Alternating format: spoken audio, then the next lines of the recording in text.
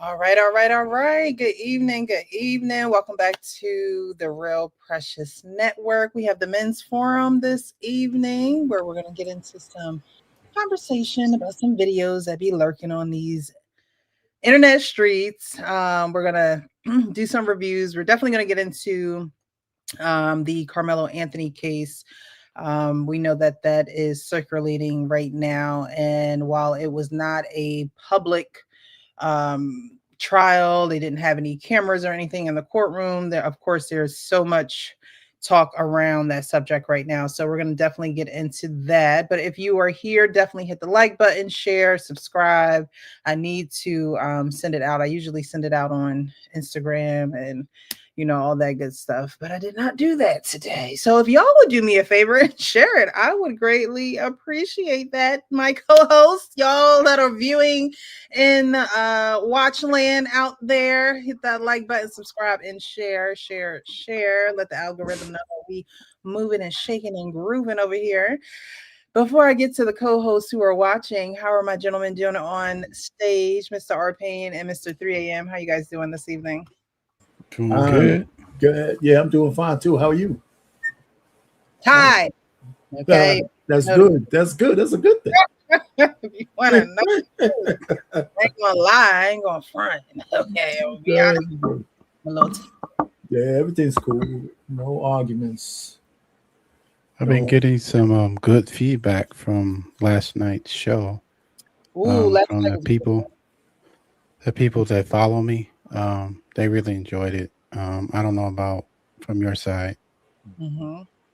Yes, we had a trauma-informed adoptee coach last night, Julie, who came on our platform and dropped so many gems, educated, gave us so many of her techniques and practices that she uses with her clients. And I think everyone benefited from last night. I know I did. It was very informative. I was very much a student yesterday, even though I am an adoptee and I live this experience just like everyone else who's an adoptee. We all can learn from one another. So if you guys have the opportunity, have some time cleaning, doing something where you could just turn it on. It was literally, I think we stayed at an hour last night. Mm-hmm. Turn it on just to listen to what she has to say. Share it with someone who may be an adoptee. Arpain, I have started watching Game of Thrones. You talked about that. And I'm only on episode 4, okay? The original Game of Thrones? The original. Wow. I just started watching it. I did get past episode 1 because that's what happened years ago. I couldn't get past some first couple episodes. I'm like, then when they push old boy out that thing, it all starts there. And so I'm getting into it. Oh, so you're in for a treat, man. yeah. So I'm excited now that I've gotten past the stale phase of the show. I'm excited. Like I said, I'm only on episode 4, so I'm not going to turn it on tonight because I know it'll be watching me. Okay. Yeah. So tomorrow is the new day. We'll start again tomorrow. I think it was 8 seasons anyway. Yes. The last season everybody argues about, but there was some great stuff in there. Just some great character arcs, so you'll enjoy it. There really are some great characters. Yeah, so I'm excited about that. But yes, last night was good. Definitely share that with those who may be able to benefit from it. And then next week we have a great show too. We have a panel next week of adoptees, adopted parents, a lot of adoptees who want to be on the panel. So I am definitely looking forward to that. I have my work cut out for me because we are going to have different people on the panel. So I'm going to see how I'm going to lead and facilitate that panel, but we're going to get through it. Okay. I popped in a little bit for a little while last night. I'm glad it's grown. There's this political commentator that I watch a lot. He talks about being adopted all the time. He's got like 1 million plus subscribers. Really? He's a young man, just had a new baby and stuff. And he's a real Christian dude. I don't know him, but he talks about being adopted a lot. On YouTube? Yeah. Oh, I'll slide you his link one day. Yeah, let me know. Because a lot of people, it's good that he talks about it. A lot of people don't really talk about it. They don't share that jacked about their life because they feel as though they will be put in the other category, right? You're adopted, like, oh, you're different. And our lives were different, but we're human just like everybody else, bleed red, all that good stuff. So it's good to have those conversations so you can kind of see into somebody else's world a bit more and understand why they are the way that they are. All right, guys, thank you so much for tuning in. I see you here in the comments. Champ Talk Reaction says, hit the like button on the way in, please, and thank you. Thank you. Thank you. We're back at it with another one. Yes, we are. Hit that like button. The Mentally has spoken. Okay, hit the like button. He got a wrench. He can tell y'all what to do. Hit the like button. Justice for Karmelo. We will be getting into that a little bit later in the show. We definitely will be getting into that. Hey, sis. We got 3 a.m. in the comments saying, good evening, all. Welcome in. Let's smash that like button. Hey, kings and queen. Hello to you. Y'all look so great. Well, thank you, thank you, thank you. I like a great series. Yeah, definitely join us next week and check out, the adoptee community and what everyone else has to say. 3 a.m. and I be on a panel yapping our gums. But when you hear other people and their stories and their journeys, you'll kind of hear the same thing, but you'll also hear a lot of different things. So that's another reason why I'm looking forward to next week, because we're going to hear people's stories that we don't know, that we've never encountered, and they're just willing to be on the platform. So I'm thankful for that. All right. So we're going to get into it tonight. Tonight we got a few videos. Bear with us. I don't want to be on here long because I only laugh. we will see. We will see. We shall see. But I do want to start off the show. Now, do you guys remember, those who are watching and you guys on the panel as well, we showed a video of a Pop the Balloon couple. And we kind of, big up this guy because he showed masculine traits, right? He showed that he could take the lead. He showed that he could kind of bypass this indecisiveness that this woman had on the show. I'll play it again for those who missed it. But there is an update on these two. Oh, is that right? Okay. There is. I think I remember what you. I think I their remember the own video. update. They didn't do it through the show. Usually, you see these couples, and the host of the Pop the Balloon show, her and her husband, may sit down with them and do an update. But I was scrolling, and because we played this video, I'm sure that's probably why it was in my algorithm. And I was like, "Ooh, this is the couple that we showed on the show." So I'm gonna play this, and then we're gonna get into their video. Their video is kind of long, so we're not gonna go through the whole thing. However, you'll pick up on the vibe as soon as I start playing. Oh, interesting. Why did you pop? I mean, you're a great guy. There's no reason. What? You popped a balloon and you don't know why? You're an indecisive woman. Oh shit, hold on, Unc. What you got going on? I could tell, are you? Yeah. I like that. You gotta have patience for an indecisive woman. Ooh. Hey, I see you, huh? I mean, Don't look at me with them. but I'm saying that was you hurt in the past? That's why you're indecisive? Yeah. I could tell. You don't want your balloon back? Damn. You don't want your balloon I back? do. I want my balloon back. Yeah. Can I have a balloon, please? She can't pop her balloon. Okay, is this a match? Yes. Yes. Okay, get your girl. Yes. That was a master class, huh? These young niggas be talking about applying pressure, but you showed them how to apply pressure, but with finesse. Hey, you got it. Funny. So I realized why there wasn't a formal update that like we're used to seeing, because that wasn't the original Pop the Balloon show. I didn't realize. Yeah, it's not all that, right? Like a spin-off, somebody else. Right. Somebody else. Yeah.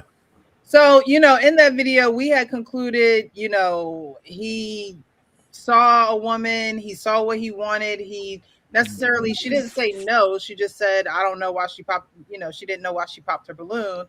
And he pretty much said, hey, look, you got to have a little patience with an indecisive woman, They came live and they had their own video. And so in those pop the balloon moments, you really only get to see a probably minutes, of what their interaction is. And it's not until the follow-up video where you can kind of really see how they interact with each other without all the cameras, without other people in the background holding balloons, thinking that they're going to be the one, without a host. And so I picked up a little bit of a different vibe when I saw the live that they did. So let me put this on the stage. Don't let the narrative of that show, because a lot of stuff was edited. Don't let the narrative of that show think something's going on that it's not. And I will say this: I met a dope person, a friend. You know what I mean? You're a good person, because in those times of which way do we go left, which way do we go right with this with all this notoriety and all this stuff? How do we do it? We even got into little cat fights a little bit. Like, no, I thought you were gonna do this now. We gotta do this. This is what that keep a narrative that you know what I mean. It gave me too much anxiety. Oh, Jesus Christ. It did. Yeah, for sure. For Hey, sure. where's what? Like, So you see them, interacting here, but then you'll see her kind of talk off to the side, and how I don't know if he has nervous energy or he's just trying to fill the space, but the vibe is a little different here. Yeah. and that's why I knew it. Like, that's why we have to, Lonnie. and we have to only make it right and do it live. We have to only make it right and do it live. Share with everyone that, man, because people like, man, where they at in Hawaii? Hawaii. No. She said, "Were they at Hawaii?" No. Look at her face. No.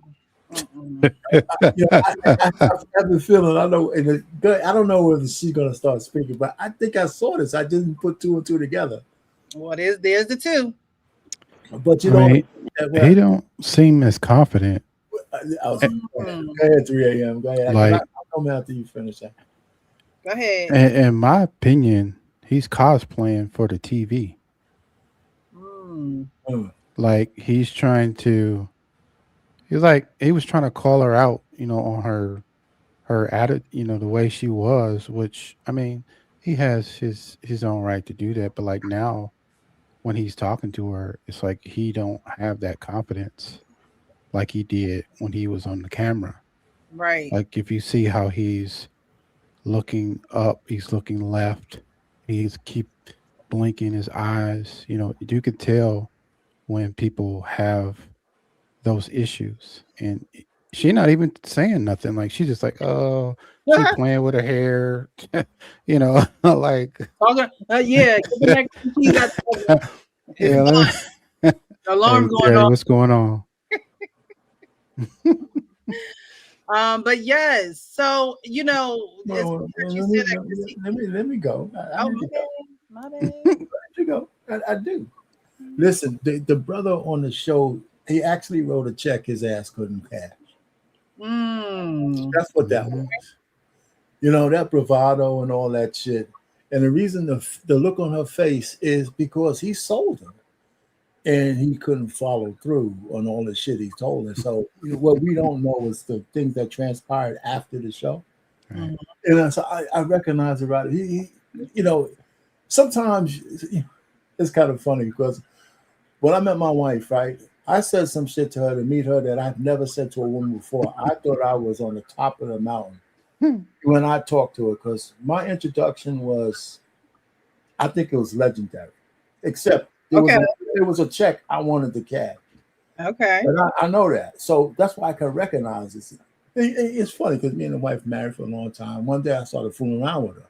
And she looked at me and she was ready to get busy. And I was just fooling around. I said, oh man, I gotta roll to check my ass cash right now. I was saying, so I can recognize that shit. So he wrote a check his ass couldn't cash. But you can recognize it before this follow-up or after this follow-up video, because in the initial video, it seemed like he was very confident. That's right. It seemed like he had it all under control. It seemed, you know, so these are the impressions that women get, right? On the first impressions, because you don't really have another time to make a first impression, right? I agree. So this is the impression that she got. She was already guarded going in. She had already opened her hand to him. I've been hurt, you know. Yeah, all that whole story. Like, if a guy hurt me, child, I ain't telling nobody. Okay, I'm taking it to the grave. When she was ready to kind of jump in to see if he was serious about all that shit, man. Afterwards, yep, I think she was going to open up to him if he had any inkling of what he touched in her. They probably would have had a pretty decent relationship. Other than just for the moment he said something that he probably didn't, know what he was doing. Right. Because she needed somebody to charge her up and tell her, listen, whatever your trauma was, I'll help you get past it. That's probably like music to a woman's ears. One, you recognize that she just had some baggage and you were willing to stay with her to get through it. She probably the only person that can help you through trauma is someone who is professionally. No, not. I mean, not for him to solve it, but him to be with her while she goes through. Are men willing to do that? Huh? Are men willing to do that? Go through. Of course, absolutely, of course. Because every woman over 30 who gets married, a man is willing to do that shit. Yes. Are you willing to do it, or you just know that that's part of the program? No. You listen. I would tell a man, if you ain't willing to do that, don't get married. So I mean, I think everybody's got trauma. Like, well, yeah, but there's no trauma like a woman's trauma. You know what I mean? You know what I'm saying? That's what I'm saying. You know what I'm saying? But okay, you can say. You said ain't no trauma like a woman's trauma. No, absolutely not. Are you joking? No. I mean, I'm just talking that from a male perspective. We could certainly debate that. But anyway, all I'm just trying to say for this particular thing, his original thing when we saw him, I was saying he was a guy who said, okay, he was saying stuff. He reached her. She got a balloon back. And then all the stuff that happened after we don't see off screen with this little thing you're showing us showed that he wasn't willing to live up to the billing. I haven't even heard her speak yet. But I could just look at that's what I was saying. Like, she just playing with her hair, ordering a cheeseburger. Like, that's right. Like, what are we doing? Does she speak on this at all? Does she actually get to speak at some point? At some point. With Nicole? No, why?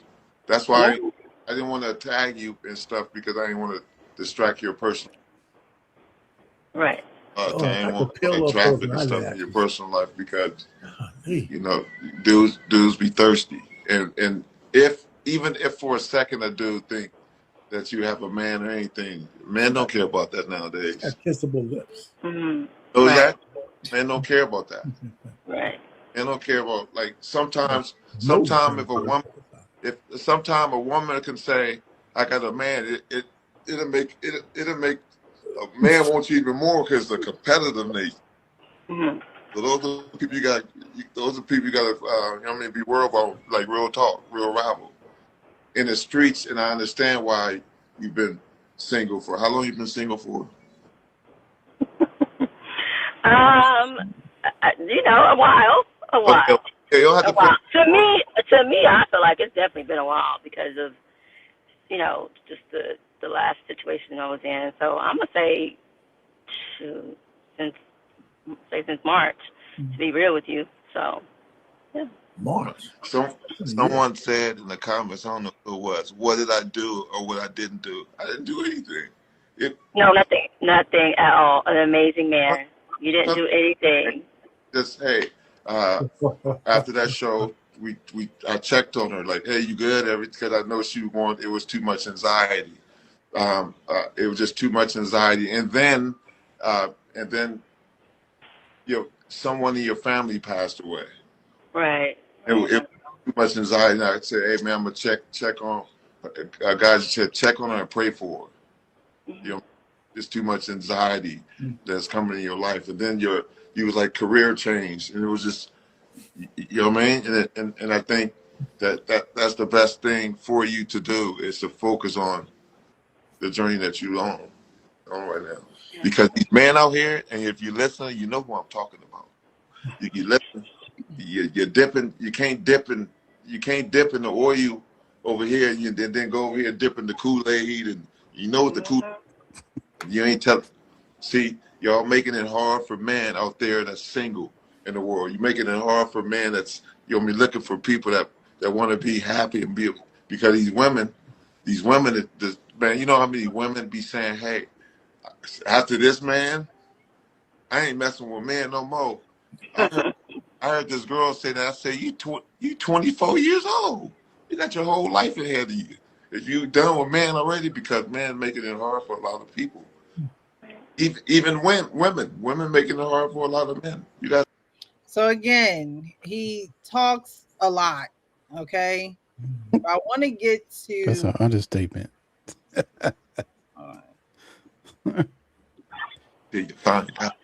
No, but I haven't. Before we move forward, right? Someone said she just isn't interested from the looks of it. And that's what I got. Hey, that's my sister. That's what I got from it as well. When I was watching, I'm like, because she's not engaging in the conversation. She is not interjecting. You know, she doesn't look like she's enjoying herself. She's look like she's just pacifying him. You know, just so there won't be any conflict. right, but to me it looked like that. Why did you pop? I mean, you're a great guy. There's no reason. What? There's no like reason. even in that video, to me, she was appearing the same way. She just wasn't seated in a car. I think when a woman likes a man, he knows. Just like when a man likes a woman, she knows. So, you know, this video, while it appears that she's not interested, in my head, it's like, I knew that already because she didn't appear interested in him at the Pop the Balloon in that event. So why does she take her balloon back though, Precious? I believe that women sometimes have a problem with saying no and letting a no be their no when it comes to a man. Yes. I think that she might have been who don't stand on their no. Like she should have kept that balloon pop. He should have went to them other 3 women that had their balloon and went after a woman who was just as I wouldn't say he was excited to be with her, but he thought that he could fix her. He thought that he would be the one, just like women be thinking, oh, he ain't had a piece of me yet. I don't know who he been dealing with. I have a follow-up question for you though. Do you think that the majority of women don't know how to say no to men? What's the percentage? 50-50? 70-30? I think women have no issue. I'm sorry. Oh no, I'm just saying. In your estimation, we don't have to have a big debate over. What do you think is hard for women to say no to men? You know what? Let me rephrase that. It's not that they can't say no to men, right? It's that they know in their minds how they categorize a man or what they think about a man, and instead of going with those thoughts and having that come out of their mouths, they will do a nervous laugh or they will be like, oh, okay. They won't go with the that thought of yes, I just don't like him. Yeah, okay, let's stay with that though.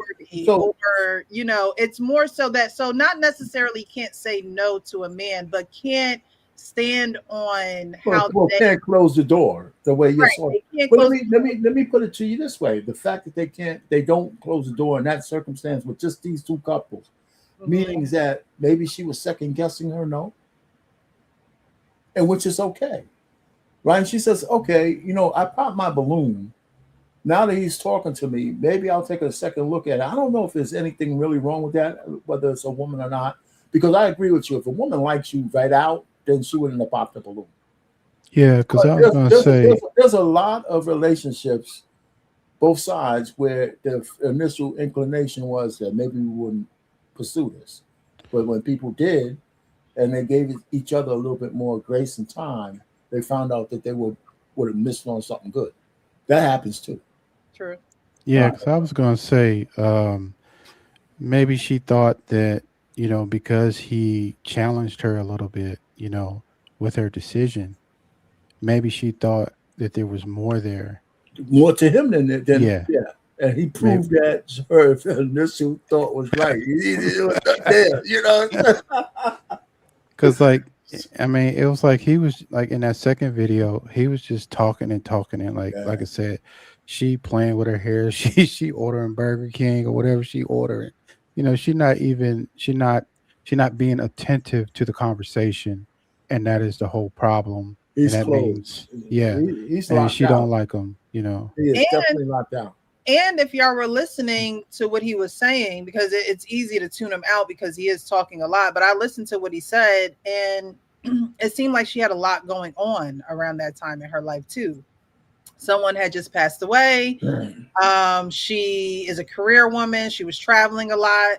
And so, women have to be honest with themselves too. It's like, are you going to make room for a man in your life too? It's like, you can't just go on a dating show and, she's a pretty woman. It looks like she, has it together in her life. So if you're going to go on a show like this, if you're going to pop your balloon, I'm not saying that you have to get married to the guy, but if it seemed like he showed a lot more interest in her than she did in him. And a woman gotta like you. Like, in order for there to be some action of any kind, she has to Well, like you. there's no argument. That's true. There's no argument there. I mean, Yeah, she has to show that has to be you. It has to be apparent. They always say, you can tell how happy the well, woman is. she was willing to give him a chance, and he blew it.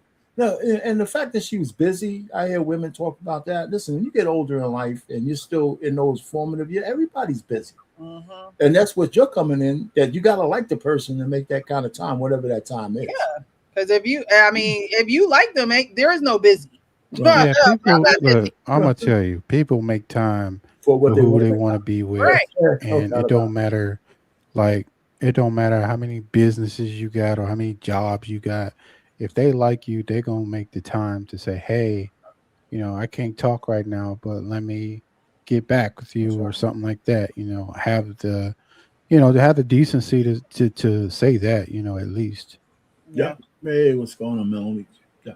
Yep. Yeah, so I could see, listen, they said between they got back on here in this little live they're doing, he blew it, and it's written all over her face. If she Right. gave him a chance, he blew it. Face. That was just like, remember. I don't know. A I don't word. know if you ever watched Meet to Marry on YouTube. Yes, I know my Yes. man. Yeah, So you remember the girl Kendra from this season? no, I didn't watch this. So Uh, so that. what happened was they were going on their first date, and she literally was 2 hours late for the date, Oh, Jesus and Christ! he waited. Oh, Bless his heart. And I'm gonna tell you, after 15 minutes, I'm done. Like, you You ain't. sound like King. King would say the same thing. No, I look.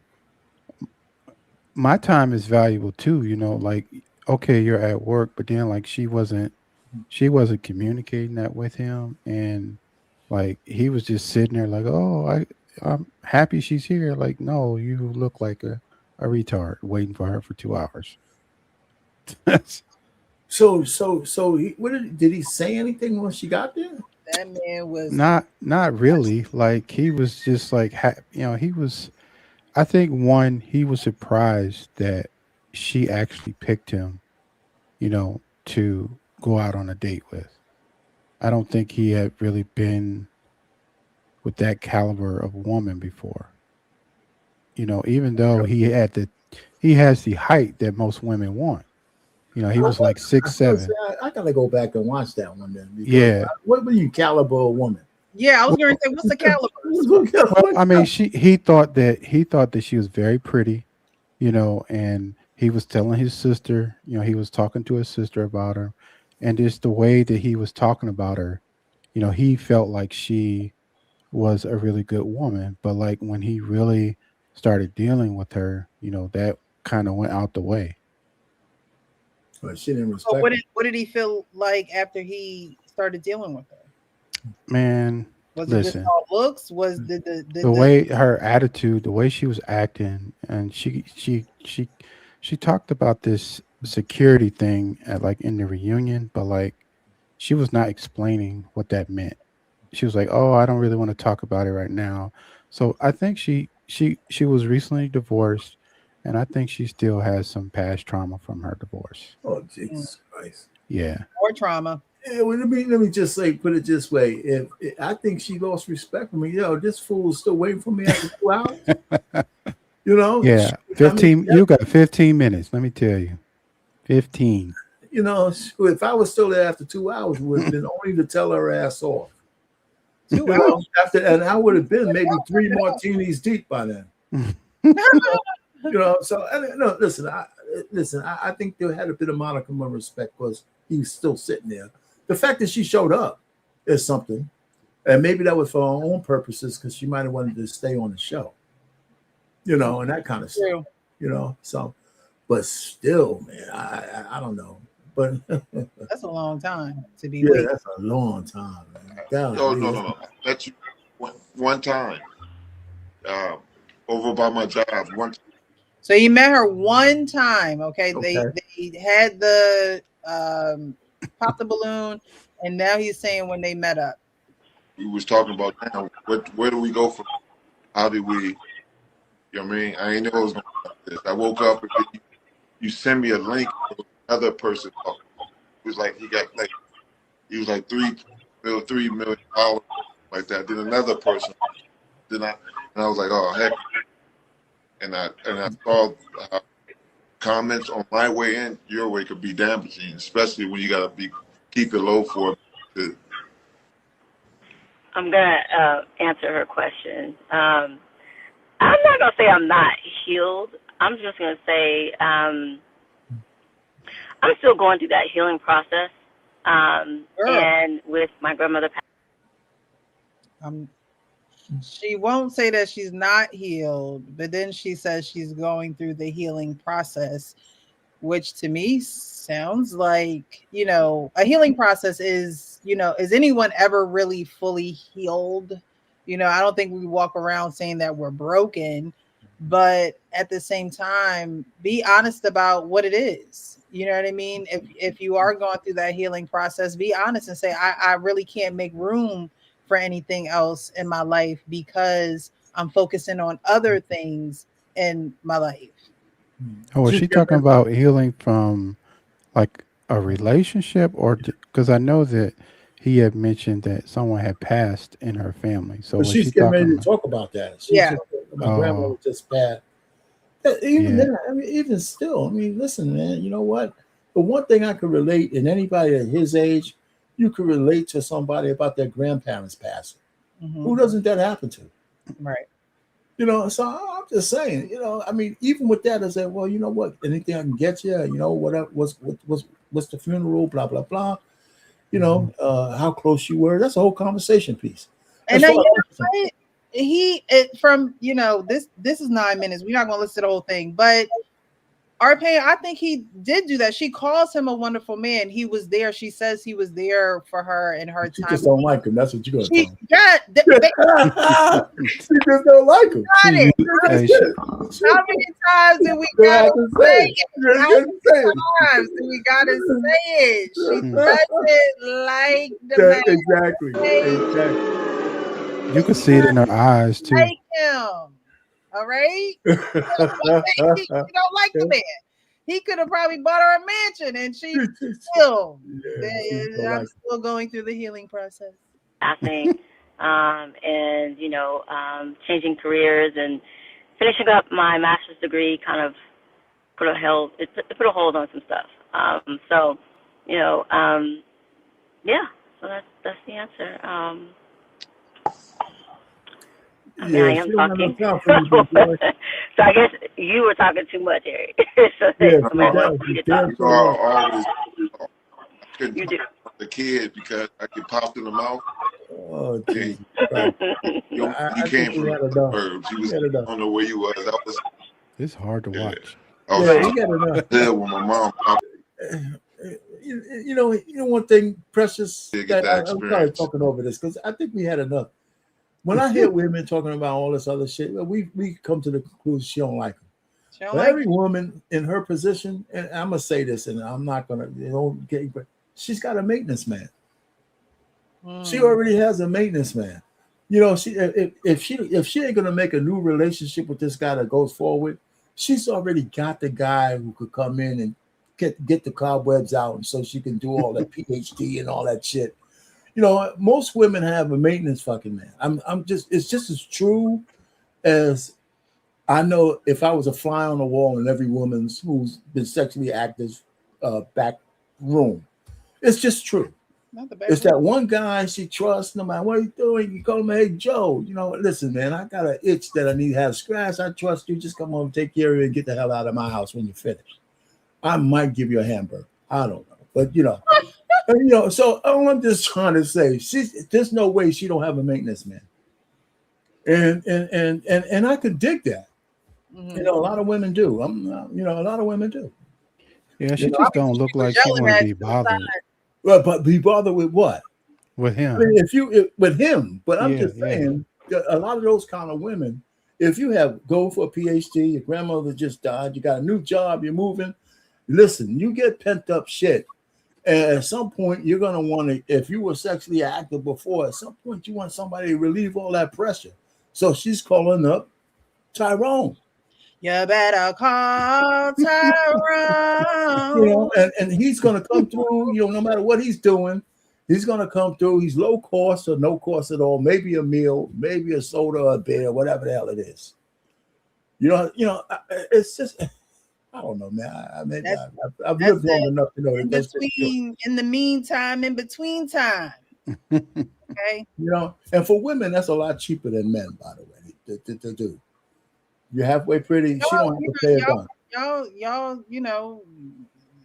take out on dates, spend money, do this, do that, just for a quick old lay. Y'all just be doing the most. Yeah, somebody said facts. You know what I'm saying? I mean, it's as simple as that. And listen, I ain't hating on no women for that. I don't hate on women for that. It's just a fact. I think some men just don't understand. I saw a show. I'm gonna be real quick, where the lady was on cruising on all cylinders as a great catch. Great catch. Young, no kids, vibing, talking about the kind of man she wants, everything. And she wants to be married. She wants to do this. Everybody in the chat is saying, holy shit, I want to call in, right? It's one of Kendra G's best shows because this woman wasn't ratchet at all. Mm-hmm. And she's like 20, 26, 27. And so Kendra always asks the question, when's the last time you had a relation? You don't have to answer. And she said, well, just 2 months ago. And immediately all the men started saying, oh, man, shit. Because she was building up on how she would be valuable as a wife and all that kind of stuff. But the fact is that she has this maintenance man. That means that now the guys, instead of trying to marry her, they're trying to be, maybe I could take the maintenance man's place. I don't have to put in all that effort because I know the maintenance man ain't paying no money. He's only got to do shit for this woman. And so all I need to do is see if I could replace him and be her maintenance man. Why marry her? We know she's having sex with no consequence. So, so women got to be careful when they say shit like that because men automatically say, hey, if I don't have to be married to get the box, then maybe I could be the new maintenance man. I mean, there's some benefits to being a maintenance man. There's some benefits. I guess. I'm just trying to tell you, all you ladies out there. I don't know about that. Just be careful what you say. Designate these maintenance men, as you call them. Even any man can't just be, the That's maintenance true. man.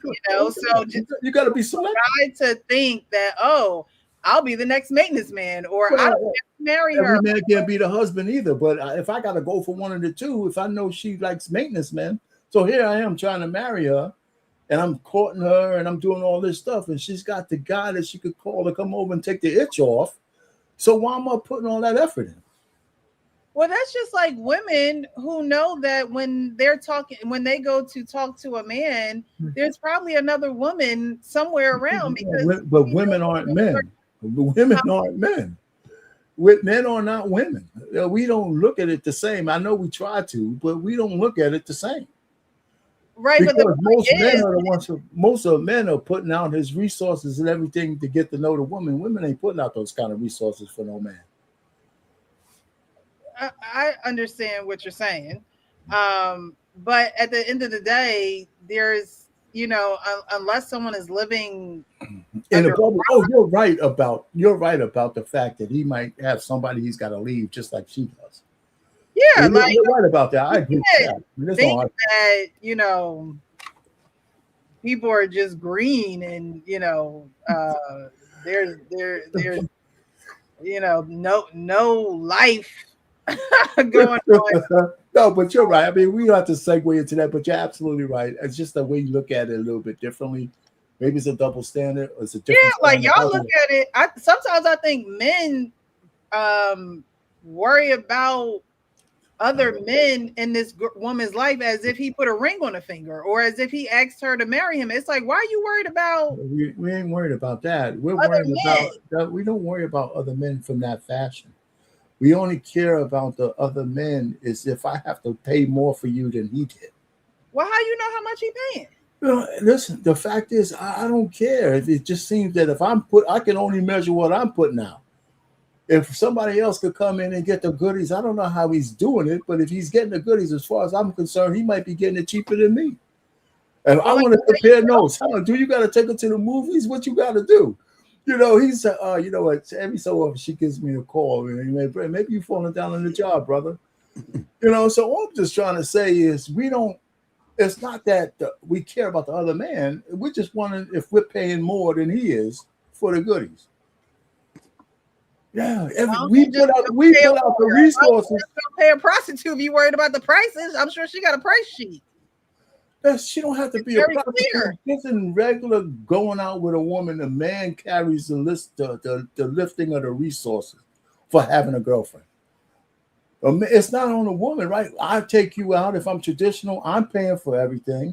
There's sometimes women think their time is more valuable than man's time, and okay, we'll give you that. But my time might cost me $150 an hour. So I'm spending hours on you. If I look at my salary, and some other guy, he might be on Skid Row but he takes a shower every so often, and he's coming in, so he don't have to be on Skid Row, but you know what I'm saying. And so the point really is, it's not because you had another man, it's like whether he's paying, whether he's cheaper than I am. All y'all cheap to marry her, right? Oh, y'all cheap until you actually make the investment. Y'all are cheap. Anyway, what's going on, Coach? Try me. Listen, I hear you. What's up, Coach? That's conversation not going nowhere. So I'm just talking. What's up? How y'all doing? All right. Got signed out of my Instagram, Precious, and didn't get the link, so that's why. That's my fault, Coach Ferg. I didn't send you the link. I'm sorry. I gotta add you to the group too. I just added 3 a.m. today. Are you not in that group chat with us? I don't know what happened. I don't know. Oh, you were on that big one there? Were you on? Yeah, I was on the bigger one. I was on one, but I don't know what happened. I just had to sign into my Instagram. I don't know what be going on. It kicked you out? Okay. Yeah. Anyway, so we got another one? As you can see, that man, that woman was never interested in him, and she should have never got a balloon back to be in a position where you're unalive and you on a live. I sound like I said unalive, right. Where you're on a live and you're just waiting to get off the live. It's just a bad look. It's just a bad look. You're right. I wanted to show that update because when we played it the first time, I was like, she don't like him. Yeah. A woman can tell. A woman can tell when another. You were right on that one. is Right. smitten with the man. A man can tell too. Right. But he thought you remember the video of the guy, the OG, who told the woman she was indecisive and you gotta be patient. Yeah. Like,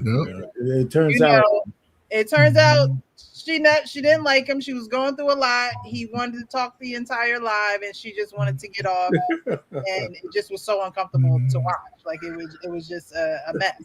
She was ordering food for her slow kids. She was already talking to and she was the maintenance man. And she was born in the crack era. Well, she was making tell she was born in the crack era. There you go. Then that's typical behavior. I mean, and I mean, when I say it, I mean to be, but you can sort of pinpoint the age groups to me. Some of the behaviors, it's just unfortunate, but they don't have no shame in that game that they doing. They think it's all a game until it bites them in the butt. Then they play victim. They victim blame all the time. It's just unfortunate. It's the most outspoken generation ever towards their mamas and their daddies. I never seen it. I mean, especially when I was coming up, we sort of looked up to our parents. Regardless, most people I know, guys that had mothers, they respected moms. You know what I'm saying? And moms wasn't sending most guys in my age group down the wrong alley. If you acted up in school, they came to deal with you, not to cuss out your teacher. That's true. If you didn't do what they had you do, responsibilities, they dealt with you, and they didn't make excuses. And then, a church friend could say, I saw a little slow Ferg down there the street throwing rocks. By the time I got home, I got slapped upside the head 3-4 times. Then I'm really shaking when I hit the steps because I know she's already been informed. Down there, it's just different. And it's unfortunate because y'all the most critical. We need y'all the most. And y'all a lot of 40, and this is present. I know you're an age, it's your peers. Y'all the most... I don't know. When it comes to the kids, man, y'all don't care about your kids, man. I don't. Y'all don't care because a lot of people don't put them in responsibility until it's too late. They don't hold that structure, and you're going to, what I'm saying? There's certain things you have to do before you can do what you want to do. It's like a rite of passage to do certain things. Yes, you have to go through that as a boy, for sure. Yeah. Like, I know, like, some of my friends' kids, like, they like 20 and still don't have a license. Like, wow. As a boy, that was one of the first things you wanted to do is get your license when you were 16. Everything to show independence. Yeah. Yeah. Learn how to cut the grass, learn how to change some brakes, learn how to do the stuff that you need to do. I'm not saying that you're going to grow up and be a mechanic, but if you had to do it, you can do it, You can work on your own car at some point, change a battery. Exactly. I just saw you say 20? A woman changing a tire and a man just standing there. Horrible. 20 without a license? Where they live at? New York? I can see places like that, transportation, but my mom didn't have a license for a very long time. She lived in Connecticut. I don't think she got a license until she married my dad. I didn't get a license in New Jersey, and I don't think that the public transportation was like it was where they were living at in Connecticut. So I lived in New York City, so I asked my aunt, she was my guardian at the time, I want to get a driver's license. The way she yelled and screamed at me, said, "Call for what?" I mean, I thought I was asking for like $1 million, right? I just want my license. And then she went crazy. I said, "What the hell you talking? What the hell you need a license for? Chairs on the bus, blah blah blah." I didn't get my driver's license until I graduated college. Do you think that was a precursor for you to get a vehicle, and maybe that was why? Well, no, it probably was, but I wasn't going to get no vehicle because I couldn't afford one. I just wanted to. I thought it was just a rite of passage to get a license. Because it's the ID too. I mean, it's your driver's license, but it's also your. So when I was working, I was in Buffalo when I went to college, and I got laid off from my job, and I was just all I was doing was hanging out. I said, I got to do something productive with this year, right? I was getting money from the government for unemployment. It cost me less than a few $100s for rent. You know, maybe like $500 for rent or something. And I was getting like a $1.25, $1.50 from every week of unemployment for almost a year, man. My vocabulary was down to just F, U, C. You know, I was wasted away. You know, so elementary. I bet you were just dumbing yourself down, sitting around like. I do something. I said, let me learn how to drive. I said, I said, let me go ahead and sign myself up and do something productive. And I'm glad I did. So I learned how to drive. I only knew 4-letter words. That's what I was doing. You know, so I finally got a job and sent me to Texas. Man, unbelievable. I was like, man, I was going feral. That's good shit. But see, President, this is the difference, right? You see how our parents said he recognized his situation and then he thought of something to be better on his own. He didn't need mama, auntie, cook. He like, damn, I'm in a bad place. Let me do something. And that's what I'm saying. If people could take advantage of it, because we didn't have the information available to us like they've had it over the last 20 something years.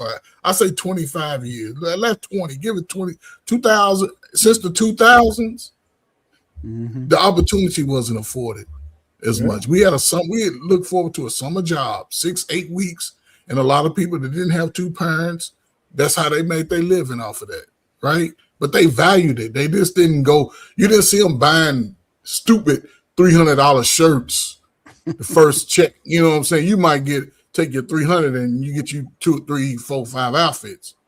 It all depended. But then as you got older, you sort of value. I just saw people, even I'm talking about some of the people in the worst conditions value their situation. They didn't look at it like, this is where I'm at forever. I got to get out of here. What do I need to do to get out of here? I can't keep begging mama for $100, $50. I can't keep sitting around waiting on a woman to do it, because Gen X women, they were like the man, like, I work for my money, you got to work for yours. Yeah. But it got to a place where now you see people like, well, the system, the man is holding me down. Dude, you ain't worked since ever. So how's the man holding you down? Exactly. So it starts somewhere, and I think a lot of it just comes from the lack of motivation given to young people from the day they leave the house. Yeah, you said it too, though, Ferg, and we could just sometimes you just gotta, I don't know where I got it from, you know, and most of us, I think, have those revelations from time to time. I gotta do something on with nobody else telling you to do, because you just feel like you're just spiraling, right? Yeah. And so, I mean, my life wasn't bad. I was a college education. I was an engineer, you know, blah, blah, blah. I got laid off from a chemical plant. And, you know, so I should be doing pretty good, right? So, and it's funny, it wasn't I was up there with the frat brothers. We were partying every night, man. I mean, it wasn't like I was just like stewing in the corner. It just wasn't productive. Right. You know, but I said, man, I got to do something to get my life kickstarted. You know, I mean, I got so many stories. I had to go home for 2 weeks, back to the Bronx. I had to go home for 2 weeks because my job in Texas didn't start until for them. I cried almost every day because I felt like a failure because I had to go home. I thought when I was 18, I left my house. I said, okay, this is I never had to. So I had to go back home. I had to go sleep in that little twin freaking bed that was still in the corner of the house. And I said, oh man, it was completely irrational. It was good because I had the plane tickets to go to that. What's your college bed? Aren't the college bed twins? No, I didn't move in. I left so much stuff up there. You know, I had just one guy at a van. I put whatever I thought was valuable to me in that van, and he dropped me off at the house. And most of that was frat paraphernalia and a big 25,000 piece puzzle. A big 250,000 piece puzzle I had on a nice, you know, nice. You left it in school? Yeah. You left it in school? No, I bought that with me.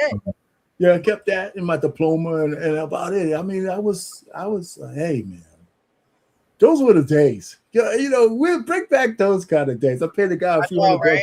Yeah, but I want those days back too. Take a little $2 bus to New York from North Jersey. There you go. All right. All right. So what's next? Working, right? Mr. Robbins' ex's guy. What are you scared of? Like what exactly are you scared of? And he says his wife, and this is the reason why. And I think that a lot of men may fall into this category. They may just not vocalize it like this guy did, and it took him a little bit, but I'm glad he got his words out.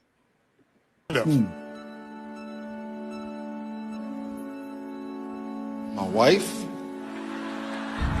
Did you say wife or life? My wife. My wife. He is afraid of his wife. Give him a hand for that one. It's true. Look at his face. Like, y'all have no idea. What are you afraid would happen with your wife? Well, she holds me accountable. It's like a long story. You know what I mean? Make it short. Just tell us the truth. Right. But I don't really know if it's my wife. I know that if I'm unsuccessful, I'm getting ridiculed from that. From the financially, I'm putting the family in a financial bind. And then time-wise, I'm not spending as much time as I need to be spending because I'm putting all my energy in this that's not working out. But I know she's supportive of that at the same time. So at the end of the day, like, why am I doing what I'm doing? So now you see the inner conflicts. The inner conflicts are, on the one hand, I want to be more successful, and my wife wants to be more successful, but on the other, it'll take more time, and I might not be there for time that she wants with me. Oh, that's a conflict. And what if I fail? What if I don't achieve it? Then I'll be ridiculed. And what if I do achieve it, and then I'll be ridiculed also? What if I don't achieve it, and I'll be ridiculed? But what if I do achieve it, and I'll be ridiculed? Do you think most men have that duality of not feeling like they are going to succeed in being the leader of their home and also live in the same space that if they are successful or if they are working, if they are outside the house, they'll also be penalized for that?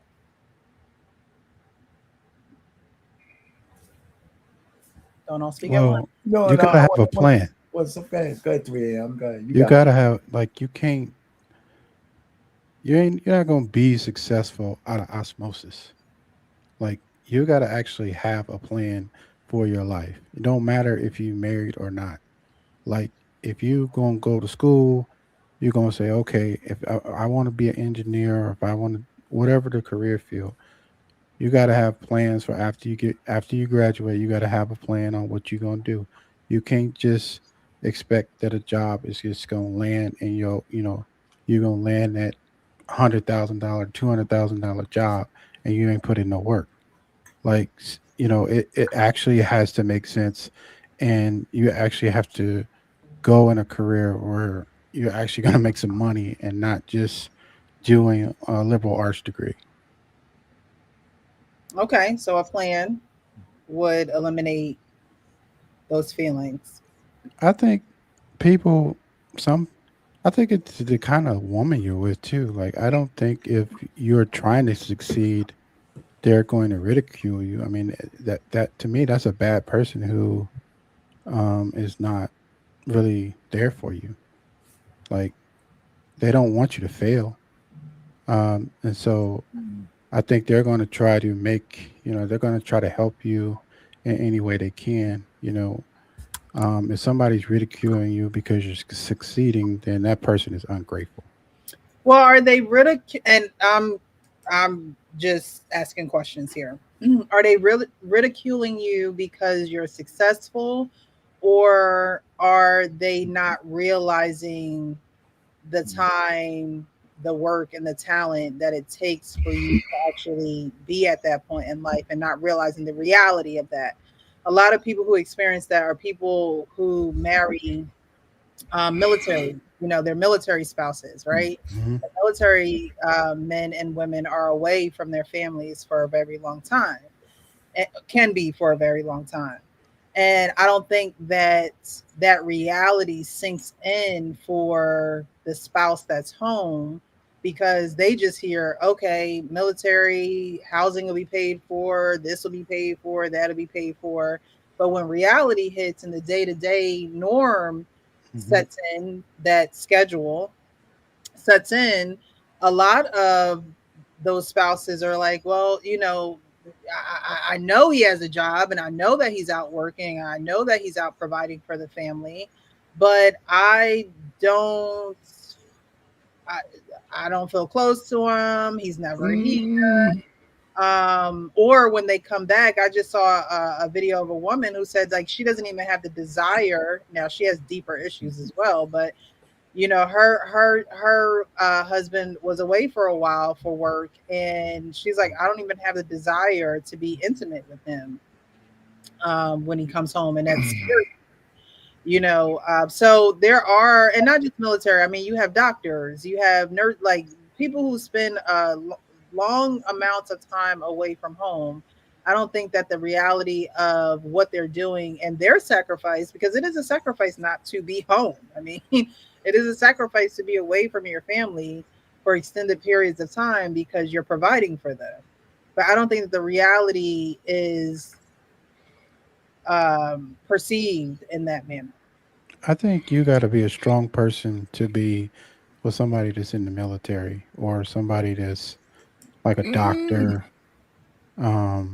Because my dad was in the military, and you know, when they adopted me, I think that's when he got out of the military because, my mom was like, just go get a factory job. And that's what he did, and then she stopped working. So I think it depends. Like that takes a lot of courage, a lot of strength. And like if you don't want to be intimate with your partner after they come back, like what? Well, there's something else wrong. But let's be clear about the military, right? People get a misunderstanding about the military.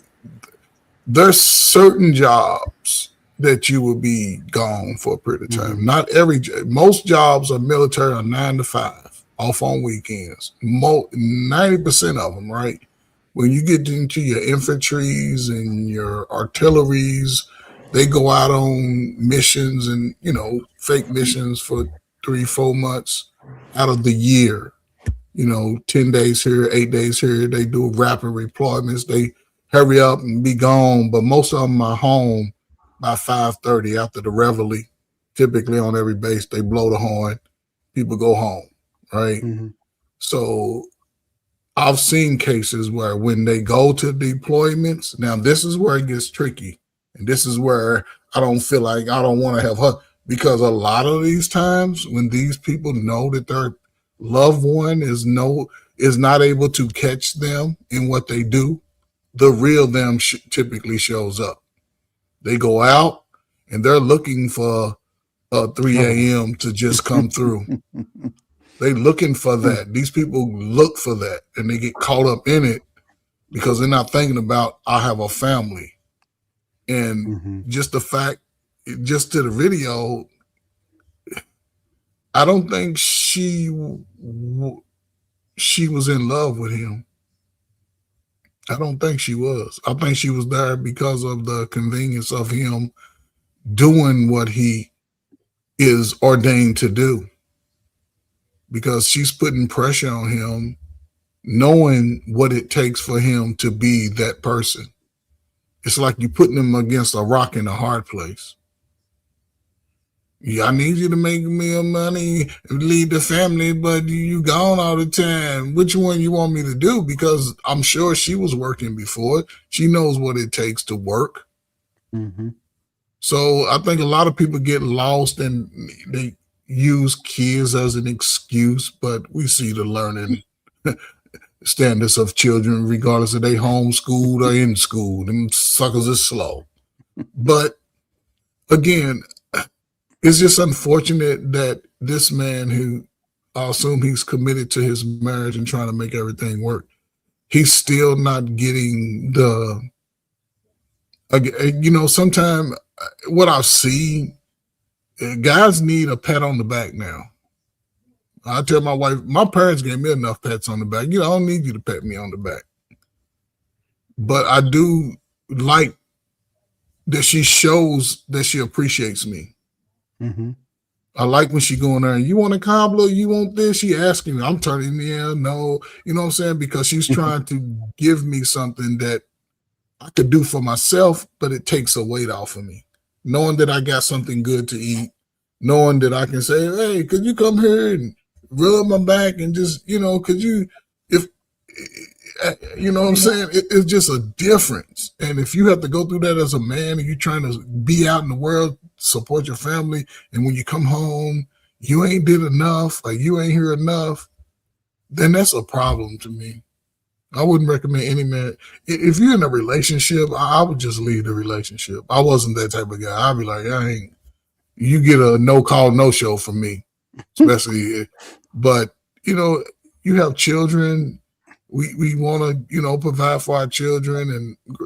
But when a woman's putting that type of pressure, I just don't believe that she's into you. She's so-called settle for you. She didn't love you coming in. Do you think that men sometimes put that pressure on themselves, just knowing what it takes to be a leader of a household? It ain't even so much knowing that what it takes to be a leader, but they're going to put pressure on themselves to make sure that their family's okay. He's going to do that because that's what I don't care what Bible you read, it's part of the Bible. It's part of our nature that we're going to want to protect. And of course, everybody equated to money, but also my protection is making sure if his roof start leaking, I'm going to climb up there. If I need to light the pilot light, but it's a lot of ways that you can protect your family, giving them instruction. Hey, don't be outside thinking you can, typically do what the big thing is out here. It can come back on you. Having those conversations in the right moments, being able to even sometime, my wife she used to thank me. I was like, hey, you thanking me for? Because you give me calm sometime when I'm in chaos. Because she asked me questions and I'm like, well, and she's like, well, you don't get upset. No. Well, because I don't bring my feelings to the world. I bring my understanding, my respect to the world. I respect, but my feelings, they for my wife. I need her to, and they for my parents. They for my children. They for people that I value the most. I'm going to go respect. And not saying my feelings are not valid because I own my feelings. But I don't look at myself as like I need people to validate me. If you want to show me you like me, just respect me. Y'all don't owe me nothing. Just respect me. Listen, this whole thing about, I see what the guy's saying. If you really look at it, I think the way men are today is in direct proportion to the way men used to be in my day, back in the day. A man in the 60s married, where 75% of us were married to our wives. We didn't care about all of that stuff. We were just obligated to take care of our families. Back then, men had more testosterone. Men were more men. We didn't care. So today, when only 25% of people are kind of married and stuff, to what men are a whole lot weaker. These kind of things matter. These kind of things trouble men more. This leadership thing is just something we assumed. Yeah. We didn't have these conversations. It didn't give a god daggone whether a woman had a PhD or not. I did a show. I did a show on that. I just say, listen, that's not why we married you. You can have all the accolades you want. I won't be the guy who says that doesn't matter. I think men who say that are stupid. Yeah, never tell a person all their accomplishments doesn't matter. Facts. But you say, listen, all that shit is great, but that's not why I'm asking you to marry me. Right. That's not what I need from you. If you have it, I can look at it as gravy, But and I appreciate your accomplishments. That means I know that you can finish a task, right? All that kind of good stuff. But don't think that you can put a laundry list of shit out there that I'm gonna marry you for. Matter of fact, if I came to a woman who's successful and accomplished, I said, "Oh wow, man, you got that PhD, you got this house, and you got all this money. God, listen, you know what? I gotta marry you." You're gonna look at me like I'm a fool.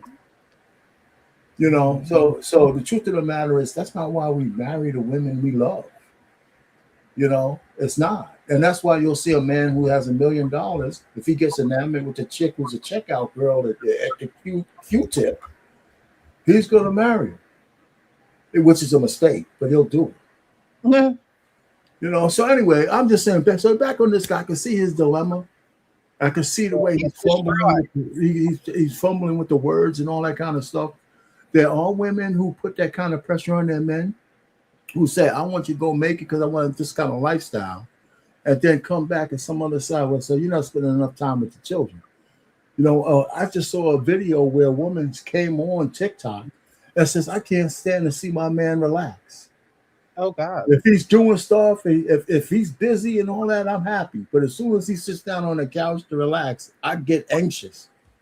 I want him to be doing stuff." So the fact is, I still blame that on the man. I said, "Listen, because you have to put these things in front of us. You want this kind of lifestyle, then I need to do this. If you want me to reduce the time I need to trade hours for dollars, this is what we're going to have to go without." Mm-hmm. And men don't say that. They sit down there and they look like this butt white in front of a whole group of people trying to fumble over his words. Listen, it's funny because I ain't that kind of tough guy. Well, I don't live this kind of drama. I talk to my wife, and you know what? And I don't bully my wife around. I have respect for her. She does the things she wants to do. She's like a free woman, right? So when I talk to her about certain stuff, I just say, "Listen, this is not coming from a position of malice. This is what I need you to do." Sometimes she doesn't like it. I say, "Okay, I know you don't like it, but we still need to do it." Yeah. Okay, give me a kiss, all right? Blah, blah, blah.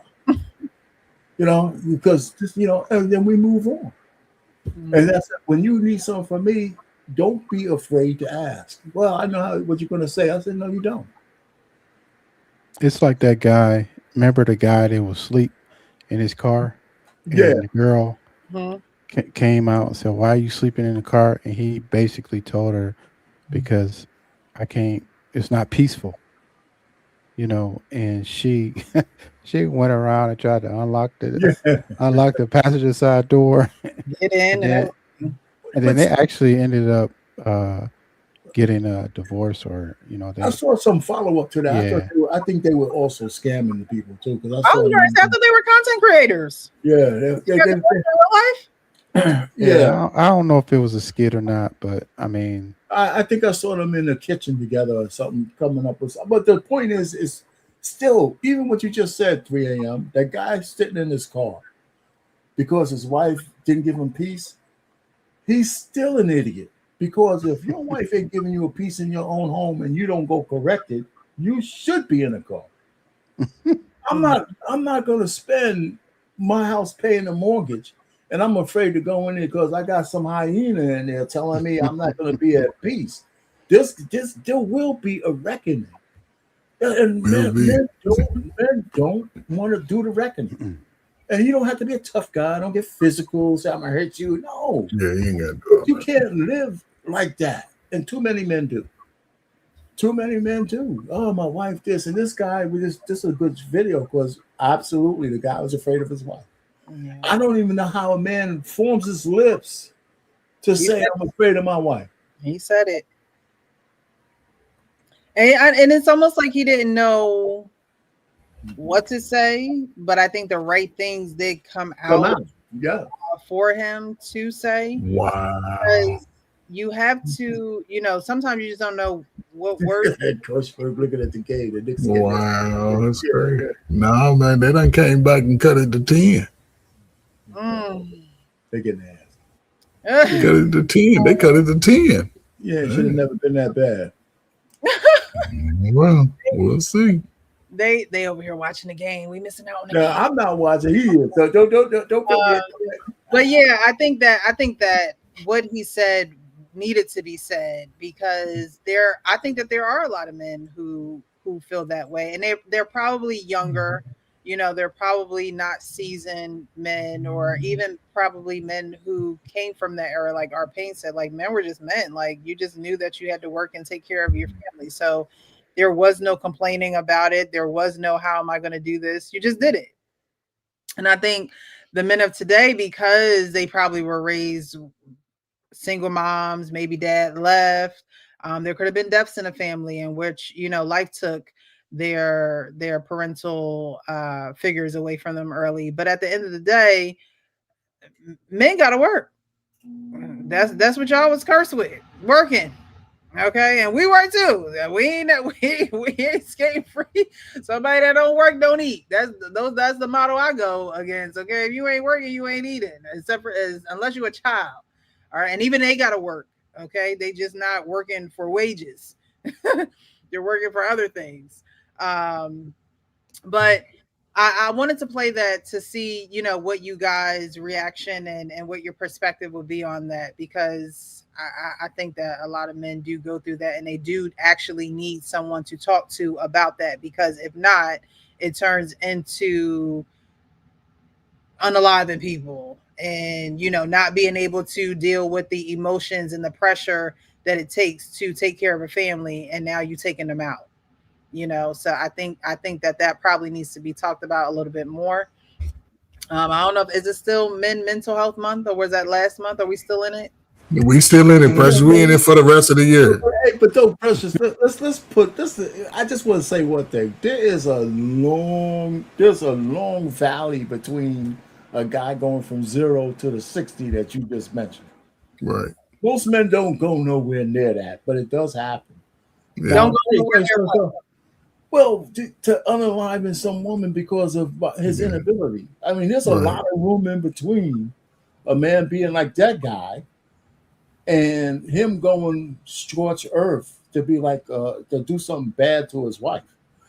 There's a lot of room. It doesn't even have to be to his wife. It could be to himself. I think that it still comes out in ways that just are not processed in a healthy way.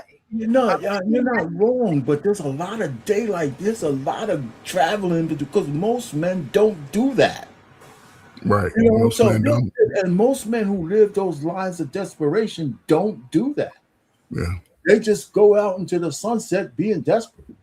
You know, and so, but I only have to just say that because there's those guys who actually go off the deep end. But there's a lot of narrative that says that most men go off the deep end to where there's violence. I don't believe that that's true. It's just enough to make a difference. There's enough to make a difference. So I'll agree with it. And that's always going to be highlighted. Anytime a man harms a woman in America, that's going to be the highlight of the year. It's always going to get highlighted.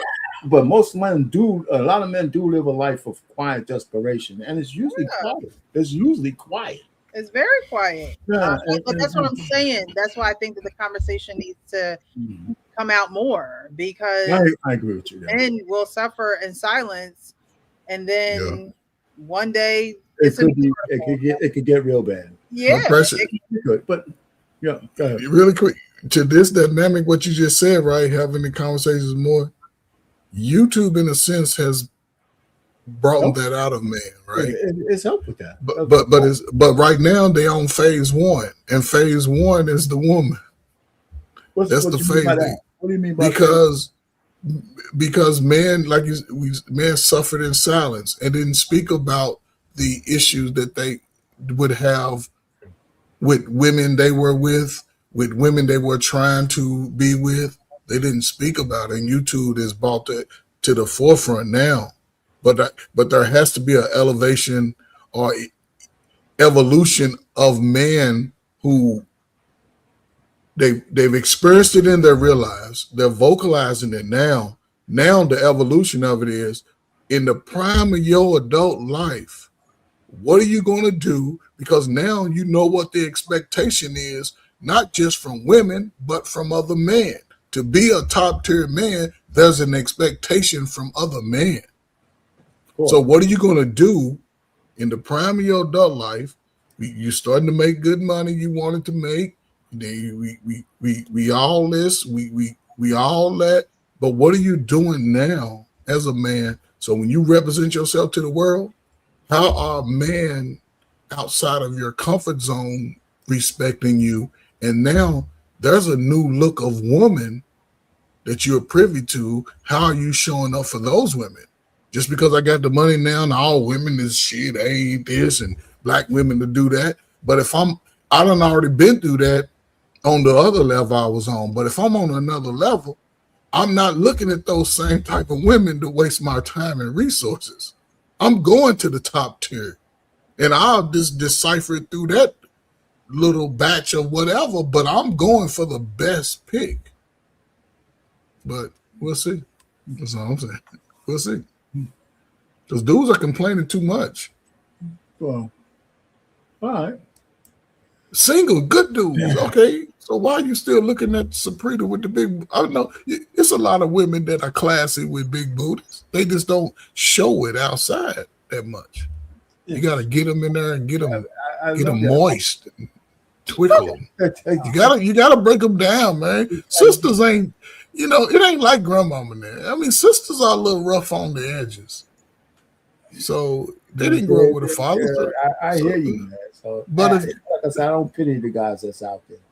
Man, sisters like in shape, smell good, and confidence, and just tell her weave look cute. Man, I mean, what women are you looking at though, Coach? I'm talking about. Every time I see a gaggle of women together, man, they all look like me. That's YouTube space, man.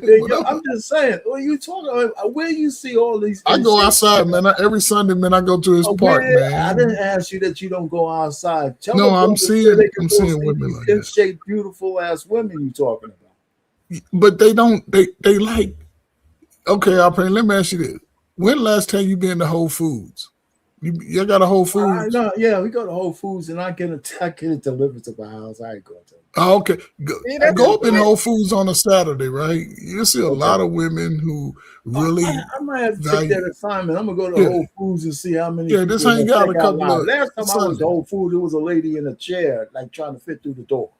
You know what I'm saying? So, you know what I'm saying? So, I'm gonna go to Whole Foods just so I can go back. Yeah, just check it out. Because they out there. Well, you out. Listen. If I was in California or something, then I would say, yeah, they got sun all the time, so people tend to be in better shape out there. Well, yeah. So anyway, and listen, I got to go back and look at all the old videos of when I was in college and the Freakniks when the sisters were all nice, slim, and trim. Yeah, they was now they look like the cool part. People used to dance that fat off. Okay, yeah. That was both men and women. Everybody was in shape. Yes. People look. It was the natural body to get rid of that weight back in the day. Now people want to be on the Ozempic and take the shortcuts. Go dance for a little bit, sweat. Like we used to do back in the day. People used to actually dance when we was in the clubs and when there you go. That is true. That is true. Good old shower after you left that club because you doing some working out. No, there's no doubt about that. You wasn't standing against the wall. You wasn't waiting for somebody to come. You lived life and you danced because you wanted to dance. You danced the night away and you went home and you slept peacefully. And not a lot of women smoked and drank like that. The women wasn't drinking like that when I was a teenager and young adult. They sip on their little wine, but they wasn't blowing blunts every 3 hours and. Oh, you know what I gotta say? Maybe it was us as Qs, man, because all the chicks around us, man, they were getting down big time. Maybe y'all bought it out of them, my pain. Maybe y'all bought it out of them. Y'all the nastiest up there. They were living the life, man. What are you talking about? They come over here with y'all and y'all bring it out of them because they know y'all was. Your cap is man. Anyway, so anyhow, but that was a good video. God bless the guy, man. Go home and talk to your wife. That's Tony Robbins. Facts. Yeah, I think that's a new epidemic. People are coming to the internet, and Tony Robbins, he probably have these conferences or whatever. Of course, is he still making up that big butt? Is he still doing his thing? Man, he done retired almost. You're Man, he right. got special occasions out there. Yeah, I think these are old videos. Yeah, he made. But He I think, worked but I hard. think that's the new thing that people try to get their problems fixed by just dumping it on the internet and waiting for somebody to pick it up to to say, "What do I do?" It don't work. Precious, a lot of people don't be looking for solutions, right? Because you see people on social media trauma dumping. Soon as you try to say something, you know what I'm saying, to say, hey, they block you. They block you. They like, I want to hear that shit. Let me get my little shit out. Viral moment, clicks, play, minute time, all of that. So that is the new trend. I don't think anybody really want to invest in themselves and go see a professional. They want to listen to all the, Just come over here. Wife for throwing away my late wife's videotape. I'm writing this because all right, so this guy has an issue with his with his current wife because she threw away tapes of his ex-wife, and you'll see why. Oh, Jesus Christ! Why he still got that shit? That's good. Am I the a-hole for ignoring my wife for throwing away my late wife's videotape? I'm writing this because I don't know what to do. I have a daughter with my late wife, and her name is Eleanor. Her birthday is coming up in 2 weeks, and she's turning 18. Background: me and my late wife, Chloe, have been dating since college. We got older and ended up getting married, and after our wedding, she shared news to me that she was pregnant, and I was excited that we were expecting our first child. Since it was our first child, we brought a video camera and made little tapes and snippets of her whole pregnancy. Wholesome things, such as just joking around or having lunch or talking to her unborn child through the camera. We made a promise to only show Eleanor the tapes at her 18th birthday. Fast forward 2 years after her birth, Chloe passed away due to a drunk driver crashing into her as she was coming home from her mother's house. I was devastated of her passing and went into a deep depression and having to raise our 2-year-old daughter by myself. My friends tried to get me to go out again and start back dating, but every time I felt like I was betraying her. Years later, when Eleanor was 13, I met Wendy. We met at a gathering for my sister's birthday and we instantly hit it all. She didn't mind that I had a daughter because she had 2 kids herself and just went through a divorce. 2 years after, we got married. Now back to the present. Eleanor's 18th birthday is coming up and I kept all the tapes for her to show her. Mind you, her mother died when she was 2, so Eleanor doesn't remember her touch or her voice. I was excited to show her tapes, and a week ago I was talking to Wendy about it and noticed her expression going from happy to looking a bit uncomfortable. Wendy would always get uncomfortable when I talk about my late wife. I don't say things like, why can't you be like Chloe, or Chloe was supposed to be my first love, but I talk about her in a way to give my daughter a mental picture of how her mother was like. Wendy has always talked to me about Chloe and how it made her sad that she can never be like her. Chloe was a model that started working on her fashion career. And don't get me wrong, she was a very beautiful woman, while Wendy had 2 kids in college and not in the best shape due to her words. I love both women how they are, and I've never had a preference, but I feel like Wendy is gaining some jealousy towards Chloe. I told Wendy that I love her just the way she is, and she broke down crying. The day after that incident, she came up to me and apologized for the way she acted last night. I told her that it was okay, and it's good that she felt comfortable to share her feelings, and I gave her a tight hug and a kiss on her forehead. She asked to see where the tapes were at, and I showed her the box of videotapes of my late wife in the closet. Things were going fine until yesterday morning. I was looking for the tapes because I wanted to put them in a prettier box for my daughter. And when I went to go find them, the box wasn't in the closet. I looked everywhere to the point that I went downstairs to see my wife laying on the couch watching TV. I asked her about the box and she told me she threw it away with a neutral expression. I beg your finest pardons? What do you mean you threw it away? What do you mean you threw it away? Hey yo, bitch, I'm gonna need you to go to the garbage can and get them shits right now, or we gonna have a problem. So what do you guys think? She threw away the tapes of his late wife / mother of his daughter. The current wife did. That's a betrayal.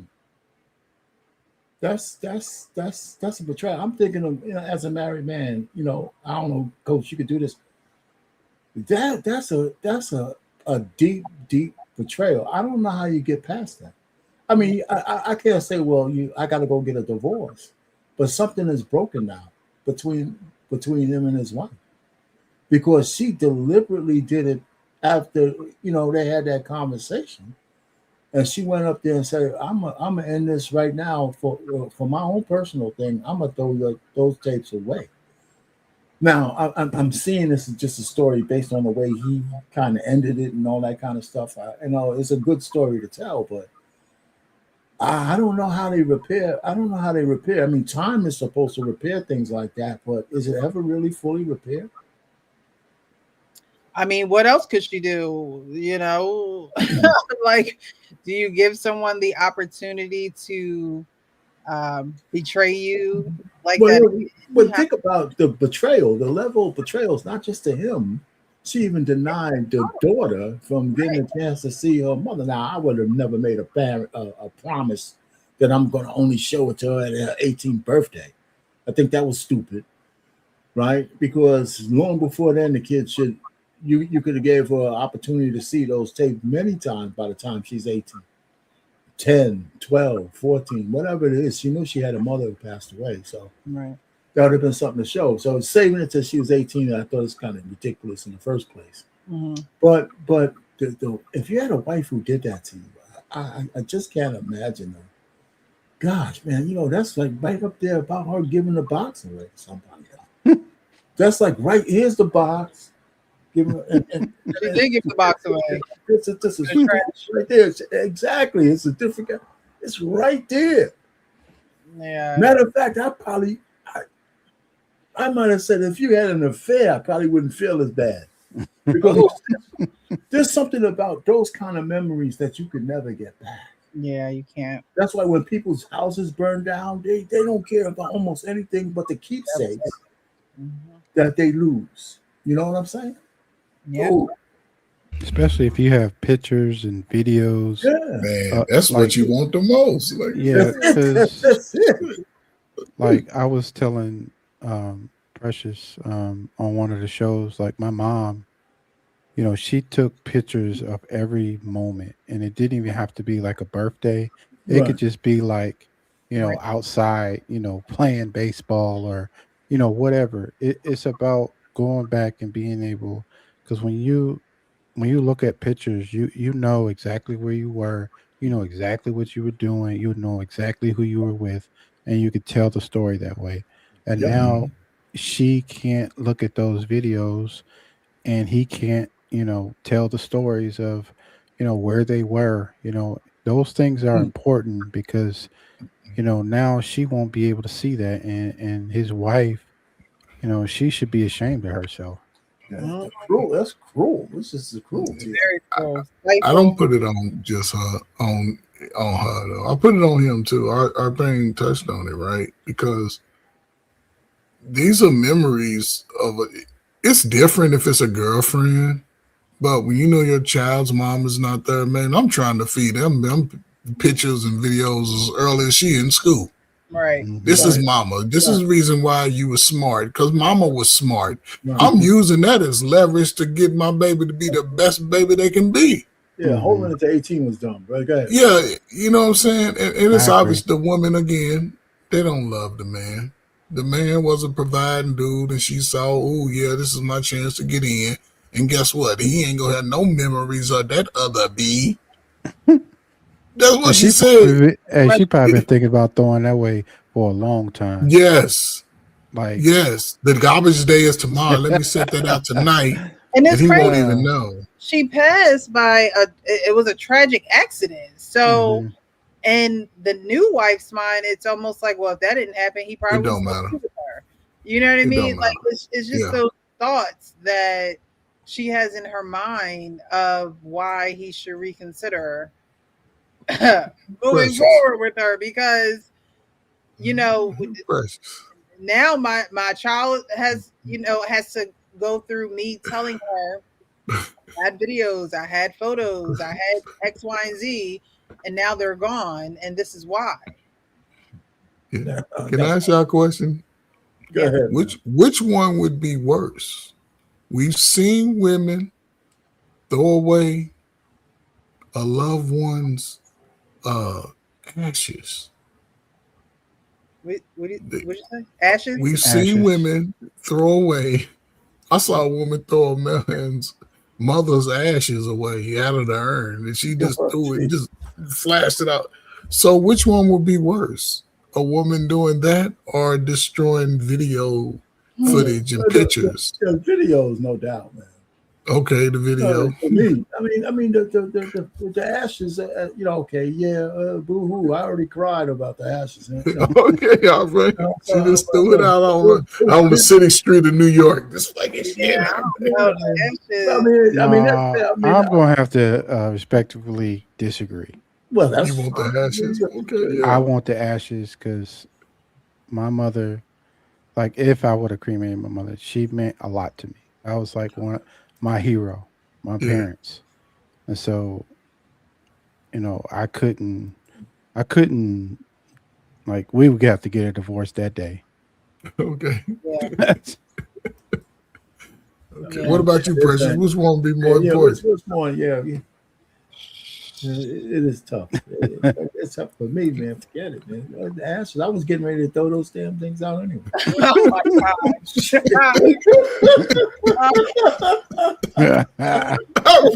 somebody do it on their own time, don't tell you they discarded them in a way that you wouldn't have. It's different. When you want to do things on your own time, it's different when somebody takes it upon themselves to do it how they want to do it. But for as far as which one would be worse, they're like, to me, they're both egregious. Yeah, because ashes literally is the person's, from what they tell us, the person's body, and then memories and photographs and videos literally give you the embodiment of this person that is no longer here, and you can still see them laugh or smile or whatever the case may be. So I don't know. I think the videos and the pictures, but right after is the ashes. Like, it's right after. Okay, I got you. And I could feel a certain type of way about the ashes because I still don't have our mother's ashes, but that's another story for another day. So, but I do have photos and things of that nature. So I don't know. That's a hard one.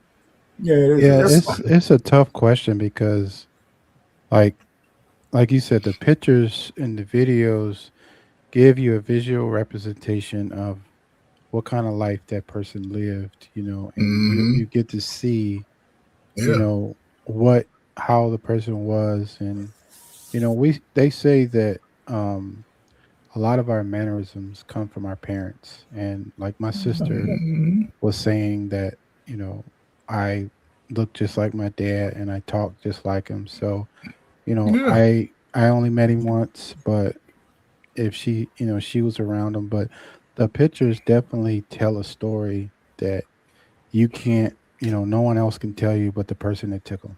There's no doubt about it. It's about the picture. I took some pictures of me when I got married and one of me now, and the caption on Facebook is "What happened." I saw that. I saw that. I saw that. I saw that today. I saw it today. God damn it! And I'm looking at myself when I was young. I left so much on the table. Stop. So much. I left so. I said, God, I was staring at my picture. For being a good man, or I'm talking about before I was married. I'm looking at myself. Look at the symmetry to that face. Oh my God, man, what happened to you, brother? Our pain. It was meant for you to be married and off the streets. It wasn't meant for you to be on the streets. Man. You'd have been a hot mess. But I put that up there as a joke, and people didn't laugh the way I thought they would laugh. They would put I wanted them to kind of bust out loud because I was laughing. I should have put like a little laughing emoji on it because it was really funny. Those inner thoughts didn't run well with everybody else, huh? No, they were like being nice, Man, look at that, I'm saying, I wanted them to kind of laugh at the photo, And cut this shit to nine. What happened to you, brother? I'm blaming this shit on my wife.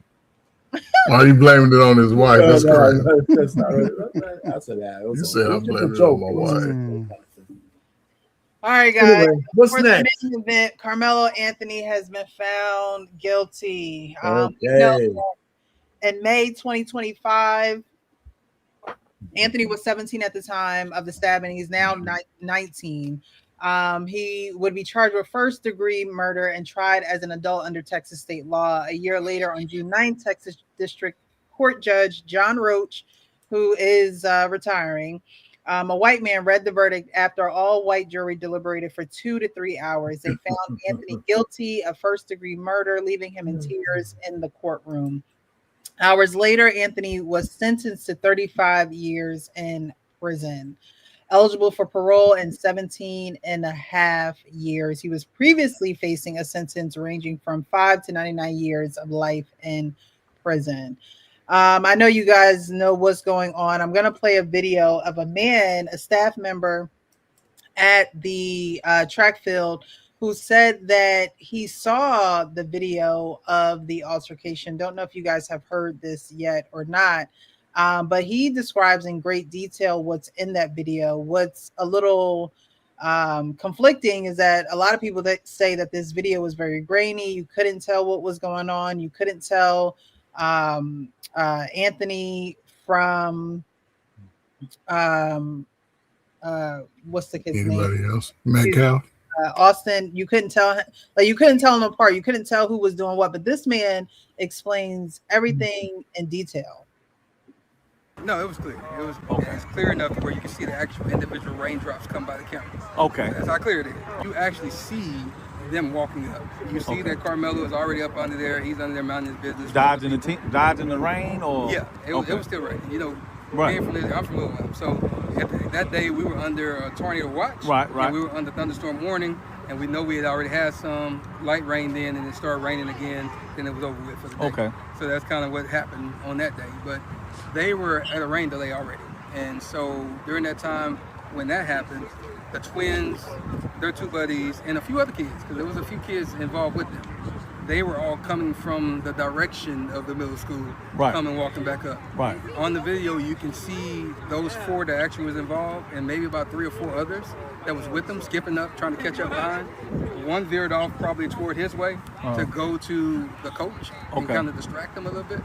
And then the other 4 came walking together. One went in front of them, went past. Right. The other 4 went and they surrounded Karmelo. You know, if you're Karmelo. And they showed that on that video. It's on the video. Okay, come on. You can see them walk I'm gonna up. say little And stuff. I'll put it this way. Okay. They actually tell you when you're watching the video, pay attention to this corner right here, because if you look anywhere else, you might miss different things. Okay. So watch those 4. Here, there are 4 right there coming up. Right. So 4 people approached Karmelo as he was sitting underneath of that tent. Now that tent belonged to the opposing team, and supposedly I've never run track before, but supposedly in track culture, you know, you have tents. It was raining. They were under tornado watch, as he said, and everybody usually sits underneath of their respective tents. And it seems as though Karmelo Anthony was invited to this tent by someone who was a friend, acquaintance, someone that he had, you know, been in friendship with on more than one occasion, seen with, had memories with. However, it wasn't portrayed that way in the court. The friend actually, you know, tried to say he didn't really know Karmelo like that. However, he was invited. He invited him to underneath of that tent, and it seems as though 4 people were approaching Karmelo to pretty much tell him to get up. That's exactly what they say. Okay. And so you have no way to be confused that it's those 4. Okay. So they come up, they surround them, and this immediate moment of not even a few seconds of pause, then that's when they jump. And so they actually did jump him. Yeah, it wasn't just no touch. It wasn't just all that moment. Yeah, it was a push. It was all kind of things. But Austin pushed, Hunter hit, and then everybody swung. But at the same time, so it's more than the twins that got some licks all on 4. them. So it showed that in the video. Yes, in the video. So again, you got Hunter and Austin. And I think this is why a lot of people are saying, well, why won't they release the video? You know, why won't they just release that video to the public so that it can be clear and there be no because they want them to go to jail. Austin standing in the middle. Okay. And you have the light bright boy here and you have the darker boy here. Okay. I think that's what I remember. So I have to go back and think about it. But that's where they were. One was going up and down while they were talking and kind of pushing or whatever he was doing. Austin and Hunter was in front. So where they're talking about grabbing bags, Hunter actually said that I grabbed his bag. Right. And then later on, he said that Austin threw the bag. Okay. Jeff also said the same thing. And so that's them both antagonizing. And we know under Texas law, I just have the fear that you're about to do something to me and you can get up out of here. Yeah, so you don't have to touch me. But at that point, he still stood there and stopped there. And whatever they say alleged was said, you don't know that until they get into it here. But once they did that, they started hitting him. Karmelo actually was able to back out and try to get away. So he was actually trying to get away the first time. Austin grabbed him, and you could see his hoodie coming out like this, and they brought him back in. Okay. And when they brought him back in, that's when you could see Austin put him in a headlock. You could see that all the rest of them were still hitting. That must be when the poke happened, because he was able to get out again. He backed out. He looked to the right. That's where the other little kid was filming, because they got some cell phone footage too. But that's where he was filming. He looked directly at him in his camera, and then he went this way to the left. He went down. He fell. And that's when they realized he was gone, because they were still punching. And when he fell, that's when they all turned around. They started chasing him. Austin tried to go chase him too, but he grabbed his chest. I guess he realized that something happened to him. And that's when he went down a little bit and he fell down. But all three of them was chasing. But Karmelo was so fast, he got away and went around to the coach. And so you can see them on the video pointing toward Karmelo and the coach. And I can imagine, because Karmelo was out of the camera on that moment, that he was telling the coach what happened. And then that's when Hunter said he whipped his head around. That's a true statement. He just wasn't sitting with it. He whipped his head around. You see him on the video. And that's when he walked over to where Austin was, but he never touched him. So all that stuff about him rendering aid and holding his heart, he never did that, because the coach grabbed him and he was holding him. So at the end of the day, that's kind of where the moment went. But they did assault him, and we'll just play the game. Even if it was just a push, you still assaulted him, because it was unwanted. By your own definition in your word of him saying that leave me alone and I'm not going, you assaulted him, period. But they did beat him. And if you look at the, not the photo that Fox 4 put out, because that was one that they actually edited. I have the emails to prove it. But the actual Collin County one, you can see. So there is an edited version of the video. He just said it. See the webs and stuff on his eye. You can see the bridge of his nose is swollen. You can see the webs under his neck. And so that's the reason why they edited the one from Fox and kind of airbrushed it. And you can see they put the locks of his hair that got taken out as well. He said a lot right there. Yeah. So in this case, knowing what you guys know, even past this video, I'm not sure if you've seen that video before, but I mean, there's so much that was said. You know, there was, what are you doing in this tent? Karmelo did say that, you know, if you touch me, see what happens. That's something that they used in court as far as him being the aggressor, or why the charge ended up being murder and not manslaughter. Okay, I'm sorry. What do you guys think about that? Even the charge itself. I'm gonna do a video on this on my Monday show, and I think Karmelo was failed on 4 levels, and so I don't believe anything that this guy was just on set, right? Because if he was talking and narrating a video in front of me, that's one thing. I don't care what he said. You know, if the defense attorneys weren't able to get that particular video in court, you know, that has all of this stuff that he said, I'm not so sure what they see. That's what the only thing that matters is what was being shown in court, right? And so, listen, it's a tragic situation, no matter how you couch it. But there was failures on 4 levels. You know, and the first level is just bullshit about it takes a village to raise a kid. That's just bullshit. It takes parents to raise it. You know, and so if it was a village, what, the black culture? You mean the rap culture, the ratchetness that we see on social media and all that kind of stuff? That's going to help raise good kids? It doesn't. We see teens wilding everywhere. The second level. Well, he has parents. He has. Well. Let me get to the second level. His parents. I understand. I think they're not together or something like that, and I got to do some more research for it. But listen, the guy. If for anything else, conflict resolution wasn't at the top of their list, right? It's one thing about teenagers. We understand territory. I don't care what kind of teenager you are. If I'm sitting under a tent that doesn't belong to, maybe I lived in a gang culture, but I wasn't. If I lived in a black space territory, I'm not hanging out in an area where the savage nomads reign. If I'm a Crip, I'm not going to be under a Blood's tent. If we know that there's little rivalries now, it may be true, it may not be true that they asked him to leave before the fight started or all this stuff. And he told them, instead of just saying, you know what, it's raining right now, give me a little bit of time until it calms down and I'll leave. That wasn't, they said his first response was make me. Mm-hmm. You know, if that's true or not, this is the kind of stuff that came out in court. So that means he was automatically confrontational. Now, between two kids, teenagers, right? I don't give a shit how big the other guy was. They're around the same age. We're talking about having a fight. Nobody's supposed to end up dead for that. Right. You know, and so what I'm trying to say is I don't even give him a problem for having a knife or whatever in his bag. We live in a culture of weapons. Everybody has weapons. The government sanctions let people have guns and people walk around with knives and all that stuff. So it's not far-fetched for a kid, anybody to have a knife or a gun. You know, I mean, not a gun they shouldn't have, but knives and stuff like that. We live in that kind of culture. We've been at war as a country since 2000. We're talking about killing people. That whole thing about dying and death has been desensitized out of us for a long time. So the parents, I don't know what they taught them and all that kind of stuff. And you know what? They already have so many receipts about, you know, teenage boys. I don't know how much influence his father had on.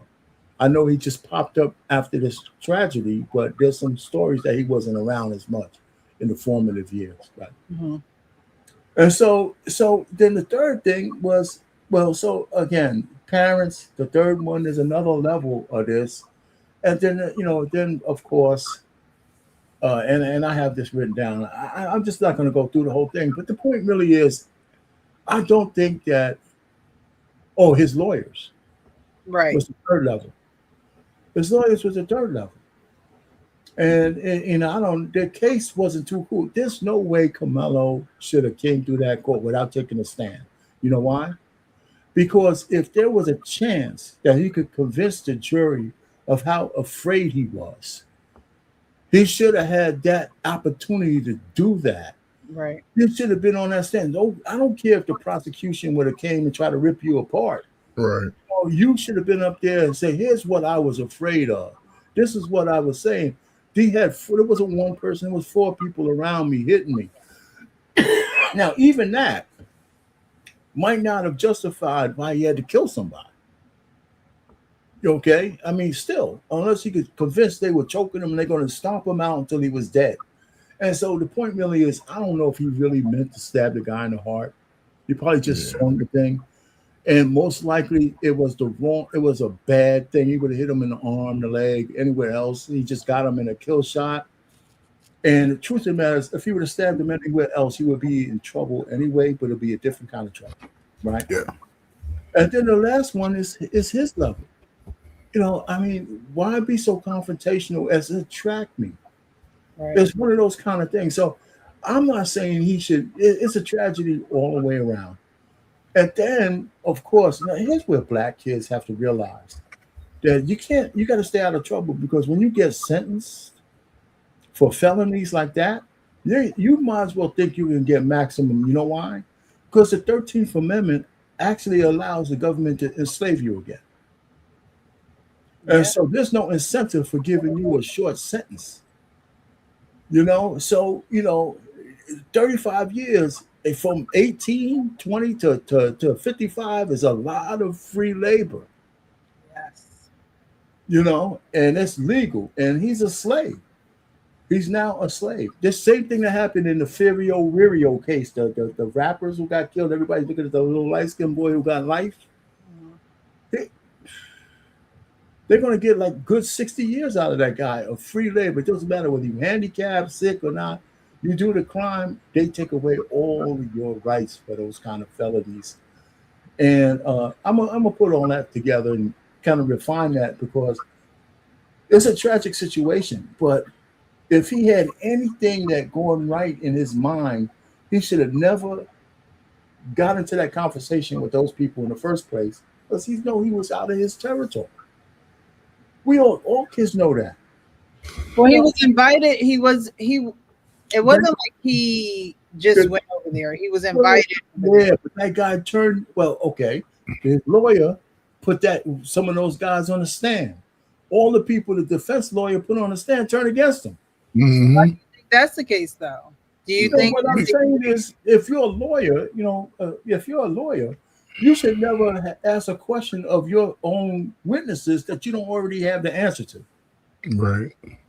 But I mean, it was just a bad situation. We all knew he was going to go down. Yeah. Come on, he was going to go down. And it wasn't an all-white jury either. It was just no black people on the jury.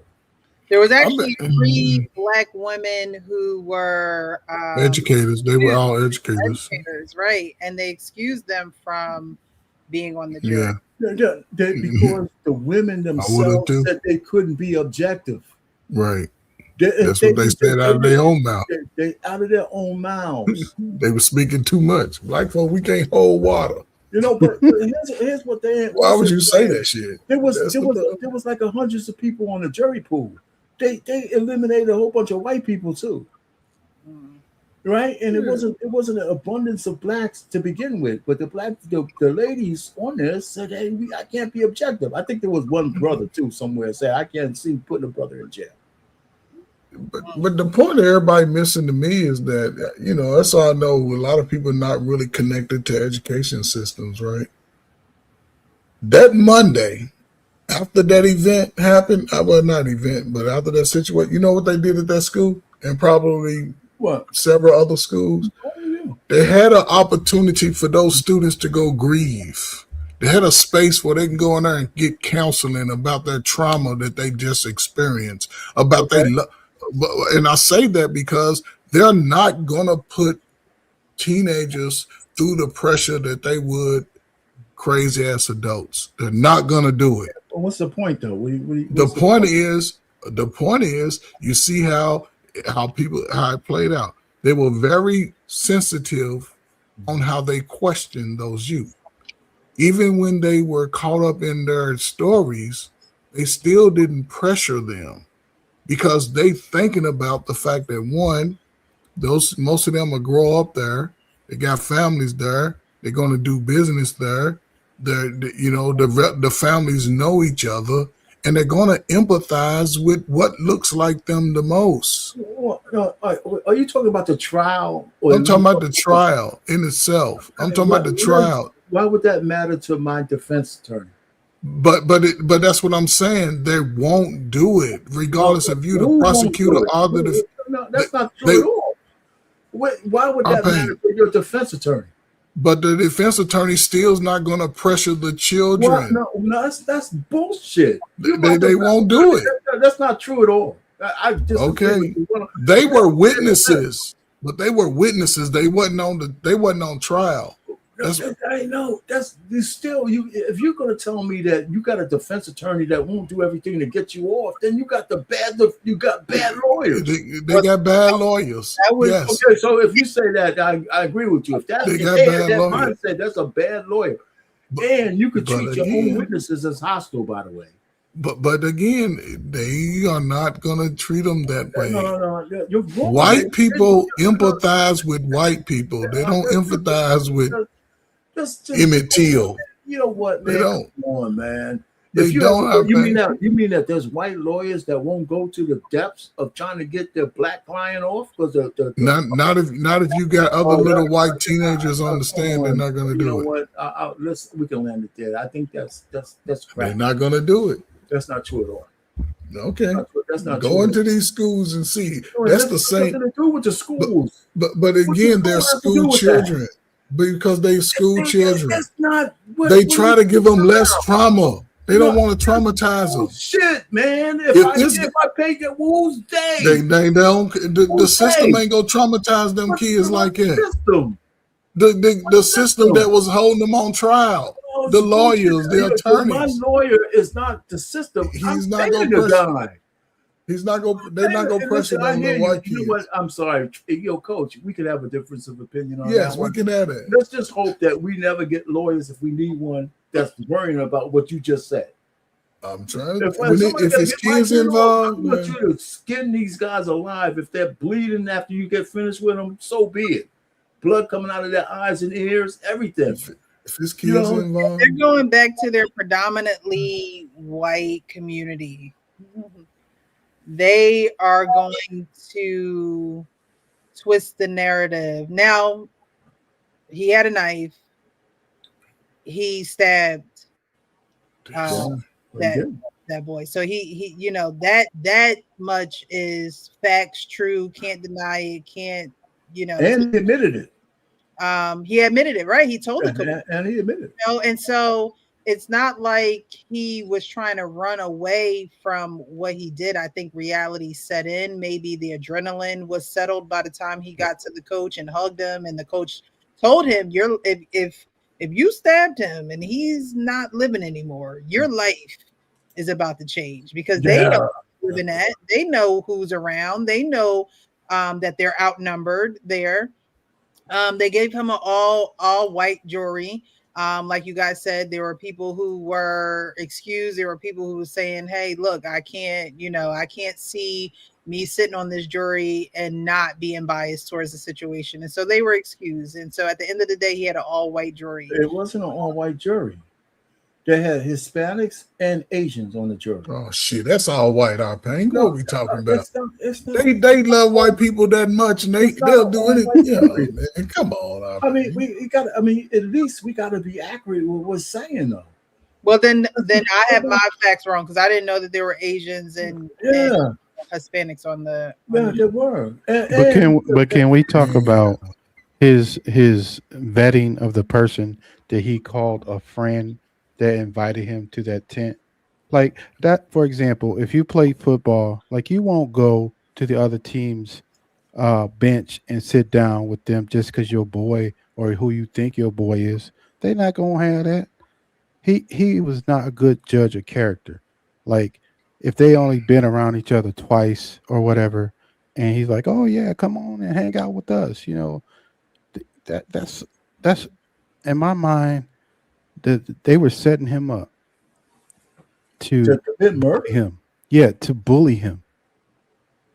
I don't know. If you're at a predominantly white school, it's raining, so are we really talking about who's tent? Like there are people who I know are contract that says, we stay in our tent, but we've gone in other people's tents. When it's raining, you're really just trying to get out of the rain. There was a tornado warning that guy said in that little video. Right. So that's what makes it scary, because most schools in that region, those kids know each other. Mm-hmm. That's what I'm saying. They know each other, right? Yeah, so if you're in high school sports, you I can invite you to my match or my game or whatever. They do that.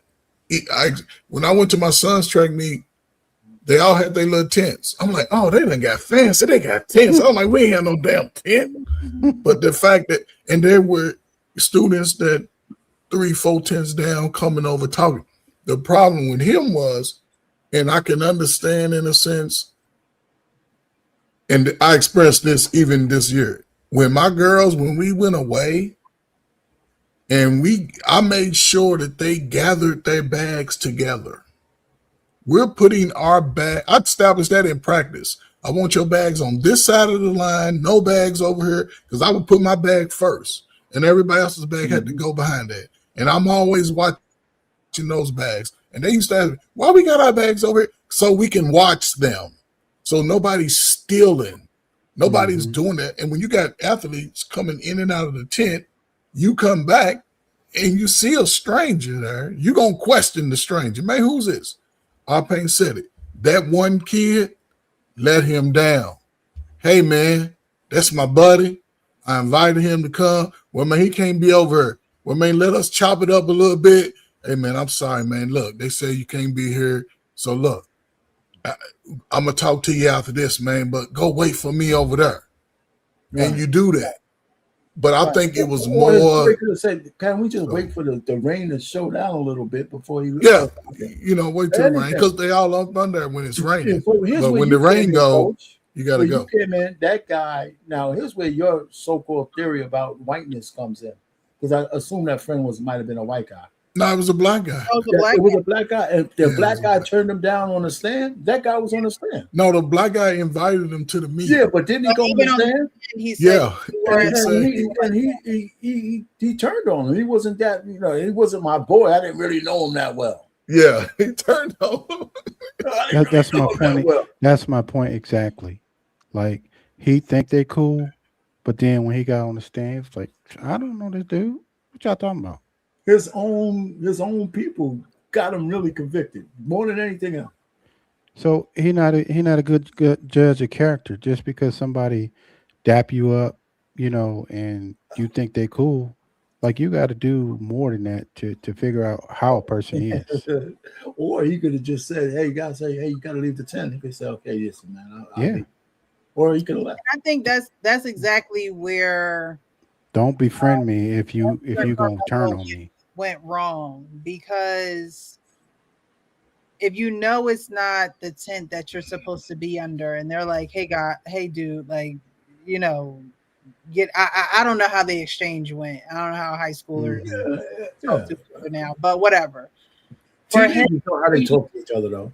Right. The white boys were bullies anyway. They were passing back words back and forth, right?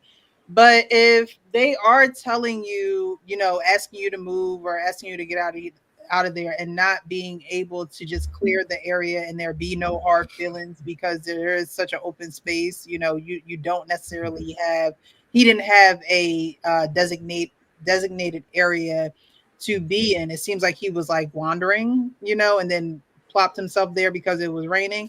But nonetheless, with them saying, hey, we don't want you under here, or get from under the tent, whatever the case may be, why come back with the, if you put hands on me or if you touch me, to F around and find out, especially in a predominantly white area where there are not a lot of people who look like you, who can defend you, who can come to your rescue.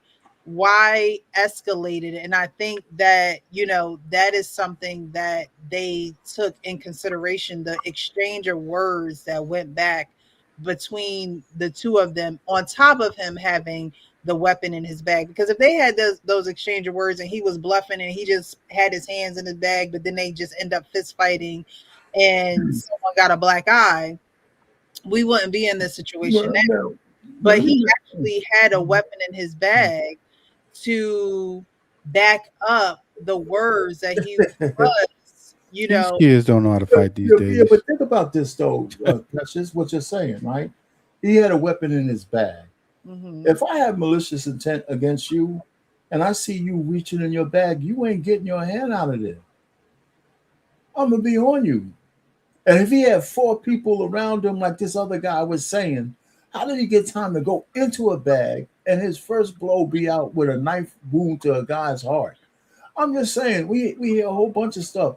And let me also I can't handle it, but even with the racial thing, you can't, if you're black and everybody else is black around you, if you're sitting in somebody else's area who's not part of your little tribe or block, then they're telling your ass to get out too. And you have a choice to say, I don't care N-words, I'm not leaving. And now you're battling those guys, and they could be all black. Or you're going to get up and say, okay, brother, I'm out. So we make it the black and white thing, but teenagers deal with them territorially like that no matter where. I used to play basketball all around the Bronx. Sometimes we had to run before we had to get fights in certain areas just by using a basketball court. You know, so I'm just saying. I mean, we're quick to say, yeah, there's a racial component to everything, but that same scenario is played out every single day in the black community. If you're in a wrong block, old block, you know, and some different, if you don't belong there, if you have blue on and you walk past a red territory. I mean, you know, I'm just saying, you know, and we don't have no consistency in our anger. It's just none. You know, and this guy's gonna go away for a long time. I can't imagine. I'm gonna play this video of what they talk about, what the guy says your life is gonna be like serving the government for the rest of your life. And then if he do get out early, he got a felony. So, like, a lot of people don't hire felons. So, like, you're gonna be, You can get you're gonna past have a. Well, just let me finish. that. Yeah, I'm Um, he gonna have a tough time finding a job if he don't get like into construction or something like that, because those are the only jobs where they basically. and robots are gonna be doing it by the time he gets out. Yeah. Robots gonna do all that shit by the time he get out. But then Listen, even go ahead, coach. I was going to say with this, he has a date. What do you mean? He has a date, right? Meaning you take a life, they take a life. Mm-hmm. And the fact that, again, you take out a young white boy, not even getting a chance to really experience real life outside of high school, and his life is no longer here. And the other guy, they're going to, they're taking the prime of his life also, because he's going to get Is out. it because he's a white boy? Or is it because he killed him? No, just because he killed him. Oh, okay. You know what I'm saying? But they're going to take a life for a life. And Yeah, see, people get caught up. A lot of us are these fake Louis Farrakhan's black folk, right? Because there's crime similar to this. Even in Kentucky, just the other day, a white boy shot his white sister. He killed her. He deleted her. You ain't hear nothing about that. Y'all wouldn't hear it if I didn't mention it. You know what I'm saying? So it's just scary that, people are such an emotional wrecks that, listen, I would have been okay. I'm Karmelo. The way I be itching to slap somebody, I would have fought all of them white boys. They would have talked about me all year. Man, you see the way he was handling them? He fought everybody on the team. But these kids can't fight they these were days, bigger man. than him. Remember, these twins were a lot bigger. Precious. He played football too. It doesn't matter size if you play football against football. Football teams fight all the time. So he understands contact. He understands that physicality because he's a defensive back, and his job is to make sure he's tackling. He's tackling big boys. Yeah, he's going at them. He's got to run through them. So I just think that his parents failed him. One, you gave him a knife without explaining to him the consequences of yielding that knife. And people seem to forget the school laws. Read the student handbook. It tells you specifically. They're going to go by that first. And then if you do something on a school ground that requires law enforcement, they're going to hand you over to the police on a platter. And in their write-ups, because the school has to do an incident report, said person stabbed said person. Said person hit a kid over the. It was a big deal similar to this, but it was two black kids in Chicago, and I'll be quiet. They got into a big brawl at this school, Fanger High School. I don't know if y'all ever heard it. Made a big deal out of it. Kids were fighting. One kid, I don't even know if somebody hit him or what. He just picked up this big old plank of wood and swung it down on the boy's head. Died instantly. Wow. Everybody out there that they got on video, including people that, because, people get under pressure, they start snitching. For the next 4 years, they had problems in school. They stopped even letting certain students enroll in other schools. So the fact that, again, this guy's in this situation, he wasn't informed by his parents. You give him, okay, his son, man, listen, man, just go ahead and fight. You know what I'm saying? Just go ahead and fight. I'd rather you get beat up, come home, then we can deal with it in school. We can go to court, sue him, get $25,000 for assault, whatever, but you live. Then his friend let him down in his face. His friend turned on him in his face like, man, nigga, I don't know you like that. After you invite me. You know, this is funny. You're right though, but you know, I know we want to keep the racial component in there, but they just sent 4 people down in Florida to life in prison, and they were all 20, 21 for killing a pretty much of a rapper who was a killer himself, a black rapper. They sent 4 guys to spend the rest of their life in jail with no possibility of parole. That's the case just happened. What is his name? Fulio, whatever the hell that guy's name is. Oh, I heard of him. Yeah, this guy has bodies on his name too. He got more justice than any black man I ever know. Right, and the case was meticulous. I mean, meticulous. And they let the woman off. She only got like 15 years or something like that. But she was like one of the masterminds. You know, so I'm just saying, you know, they're starting to put people away forever. And everybody forgets about that little extension on the 13th Amendment that says we can enslave you if you, it doesn't say it that way. It says with all of that, you are free from slavery with the exception of committing a crime. It doesn't even say what kind of crime. It just says committing a crime. And once you go to jail, you're theirs. So you know, I think I think they're trying to wake that thing up. So why don't you think they woke it up with Chow and Cyrus? Well, okay, so because he had a great lawyer.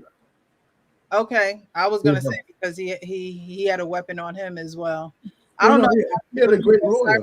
Cyrus had a weapon on him because I didn't know that at first. I didn't know that he had a weapon, a gun on him. I didn't know it fell out of his pocket. And he picked it up. And, you know, because you got to see that interview. When you get a chance, Anton Daniels interviewed the lawyer. And he says a lot of great stuff. You could believe him or not believe him. But the way he talked about how he did the case. And a lot of people get misinformation.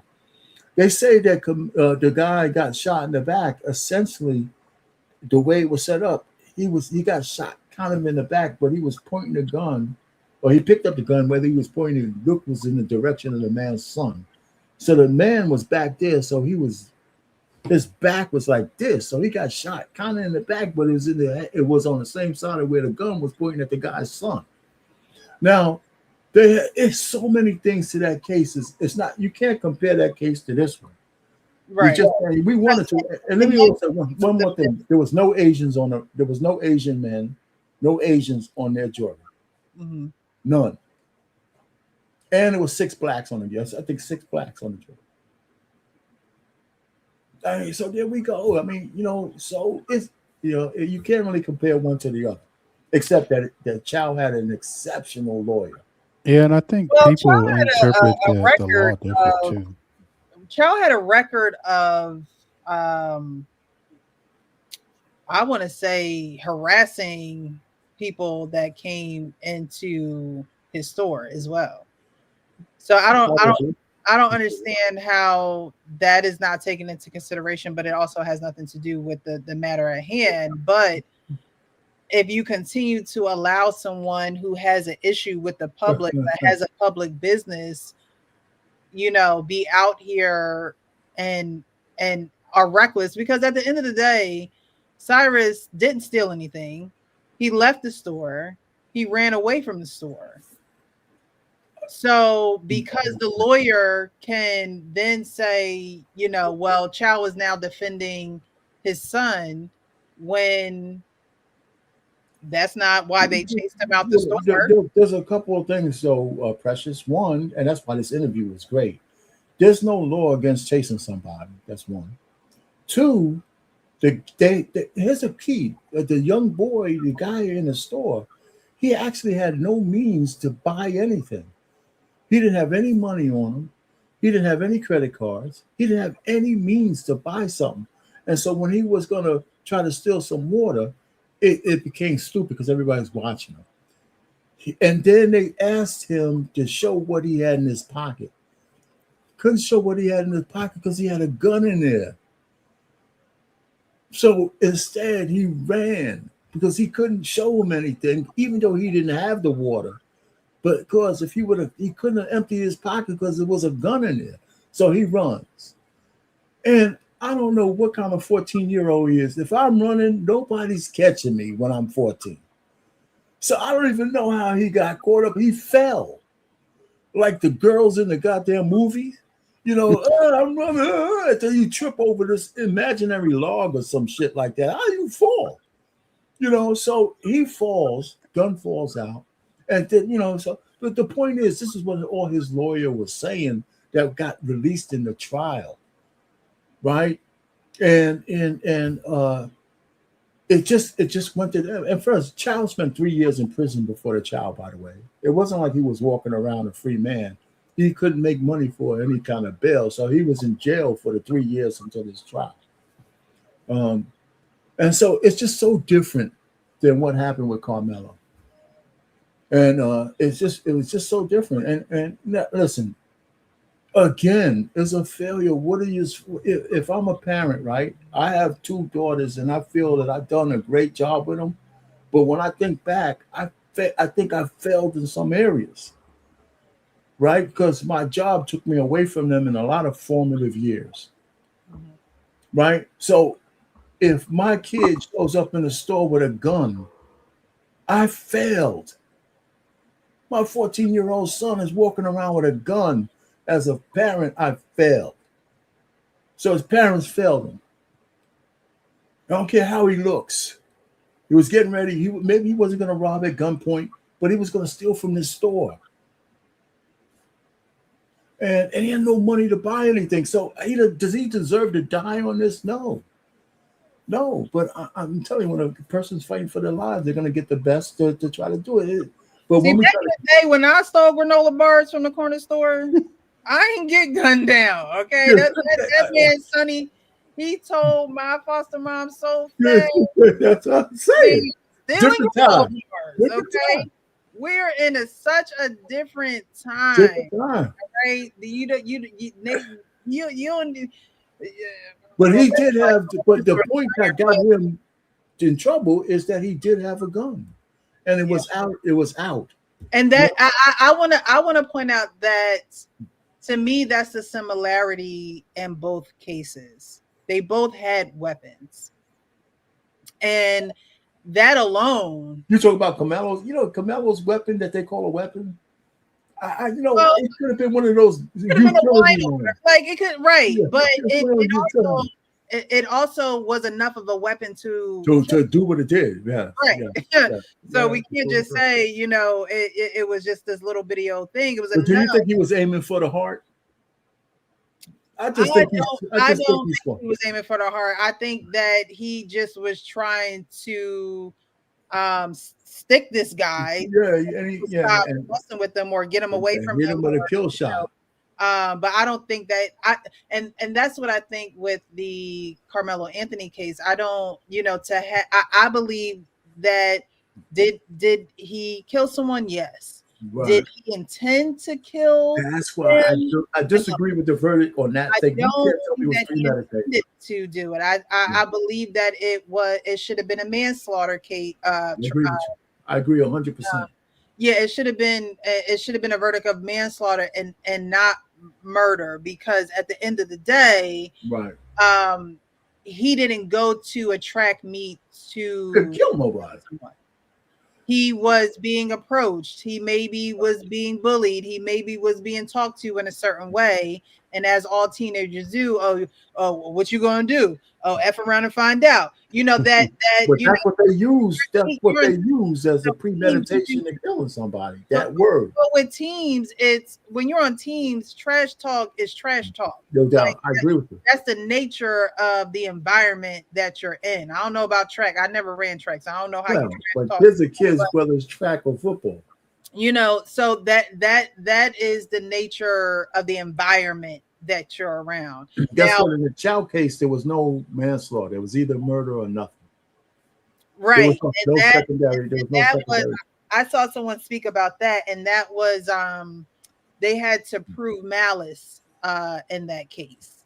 But yeah, I don't think that he went to this track meet. Absolutely not. Unalive someone. I No think way. that they got caught up in a situation where, yes, he had a weapon, he used the weapon, and the weapon caused so much damage that now, you know, someone's son is no longer here. Of course, You 35 years had Austin Metcalf, and then there's a lot of talk about, you know, his family knowing the judge, knowing, you know, those who were in that courtroom. You know, is that true? I don't know for sure. There are pictures circulating that, you know, they commingle. They have been commingling, and so I think the story now, or the question now, is: do you think that his family is going to appeal? If they can, they probably will. And if they will succeed in, you know, getting appeal for this. Yeah, they're going to try to appeal, but I don't think it's going to. They're going to have enough to have anything overturned and get a new trial. Listen, even if the judge knew people, right? Because judges are people too; they know people. Right. The judge was not in the jury room. He didn't do anything with the verdict. He just accepted the verdicts. You know what I'm saying? He didn't. I don't know what his. You know, when they give him the last thing to tell you what to look at. You know, if that was biased, but I would bet there's nothing to overturn or point to the judge that he was unfair. I bet. You know, I just think that, you know, the shit happened the way it happened. Here's what I'll give the black community a little bit of credit for so far. A lot of people are mad, but I don't see a lot of things burning down and all that kind of stuff. I know they don't play that in Texas. Yeah. Look, they say things come in threes. And you know, Chow was the first. Now is Karmelo Anthony. To me, you know, as black people, we're always just waiting for the next thing to happen. Like, I'm just being honest. Yeah, I know. I hear you. All right, what's next? What's going to happen next? You know, who else is going to get convicted? Who else is going to get life? Who else's life is going to get taken? You know what the third one is? They're going to release Diddy from jail. That's probably the third one. He's going to get out soon. I don't know. I think Diddy's getting out this year. He's getting out. You know, he about a half hour away from me in for a day. But yeah, I just think that, you know, this situation of black people getting the harshest punishment is not going to go away.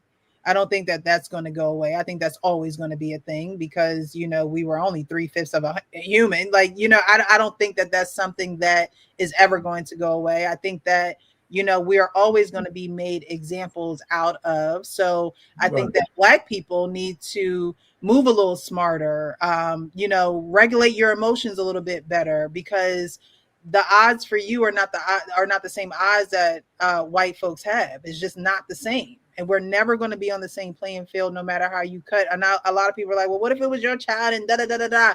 Well, my child and a white child, like, it's just it'll be two totally different circumstances.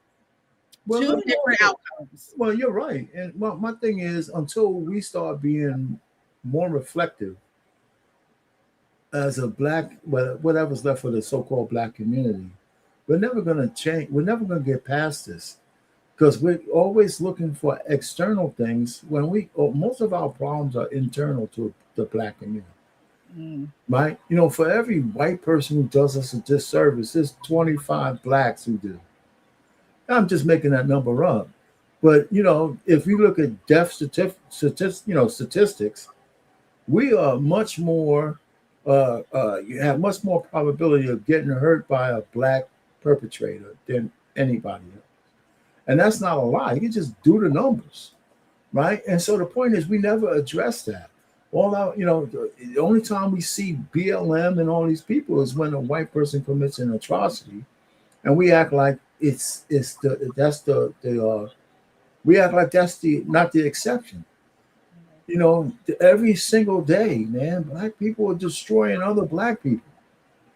It's just true, and we don't want to talk about it. We don't have panels on panels of looking at that without being able to say, I get on a Black Man Unfiltered network, and we still talking about slavery. And I'm just saying, I just think that we just not retro. I mean, because I'm old, everything my life is on retrospect already. Right? We don't look. We're not reflective enough to say if we could correct some of our own problems, if only if we were willing to say and do the things that it takes to correct them. Yeah. Tariq said, how many dudes are in jail for not walking away in the club for stepping on my shoes when you should have just walked away? And that's that emotional regulation. That's where you could say, okay, the parents failed you. A lot of times, if your parents are not together, who are you with? Are you with mom? Are you with dad? If you're with mom, she's probably overly emotional, and you need to get with the man who can, stick it to you the right way, give you the real, bring you up in an environment that says, hey, look, the world is not going to coddle you. The world is not going to take your outbursts. The world is not going to take you acting like a baby. You gotta have some composure. You gotta have some tact to yourself. And I think a lot of times that emotional regulation is just not there because So I have a question for you then, Precious. I have a question for you. And you were uniquely able to answer this one, or at least you could be. And I'm going to expect you to answer for all women. But at what age should women give their kids to the man if they're not together? Child, give them to them straight out the womb. Say no. Oh, Lord Jesus. That's not true. That's what I'm saying. No, I think at the age around like 9, 8, 9. Is that different for the girl or the boy? Is it different for a girl? Yeah, it's the age. Should a mother give a son to her father, right? To his father, right? Listen, I don't want to just be sexist that way because I think the boy should go to their father. But is it different age or when a girl should go over to the father than if it was a boy? Or is it the same age? I would say a little different. Or should the girl just stay with the mother? I don't think that's a great. A girl needs her father as well. So that's why I'm asking if the age is the same. Yeah, I would prefer it to be a little different. I don't know, just to keep it all in the same range. Not why change the age? I think the age probably should just be the same because at the end of the day, women are working with emotions and cyclical routines. And they pass that on.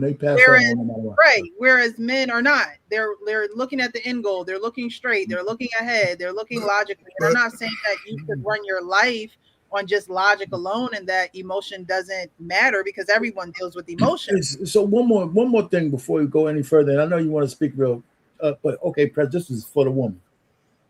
Wouldn't it be better for the lady? Well, okay, let's ask the second question.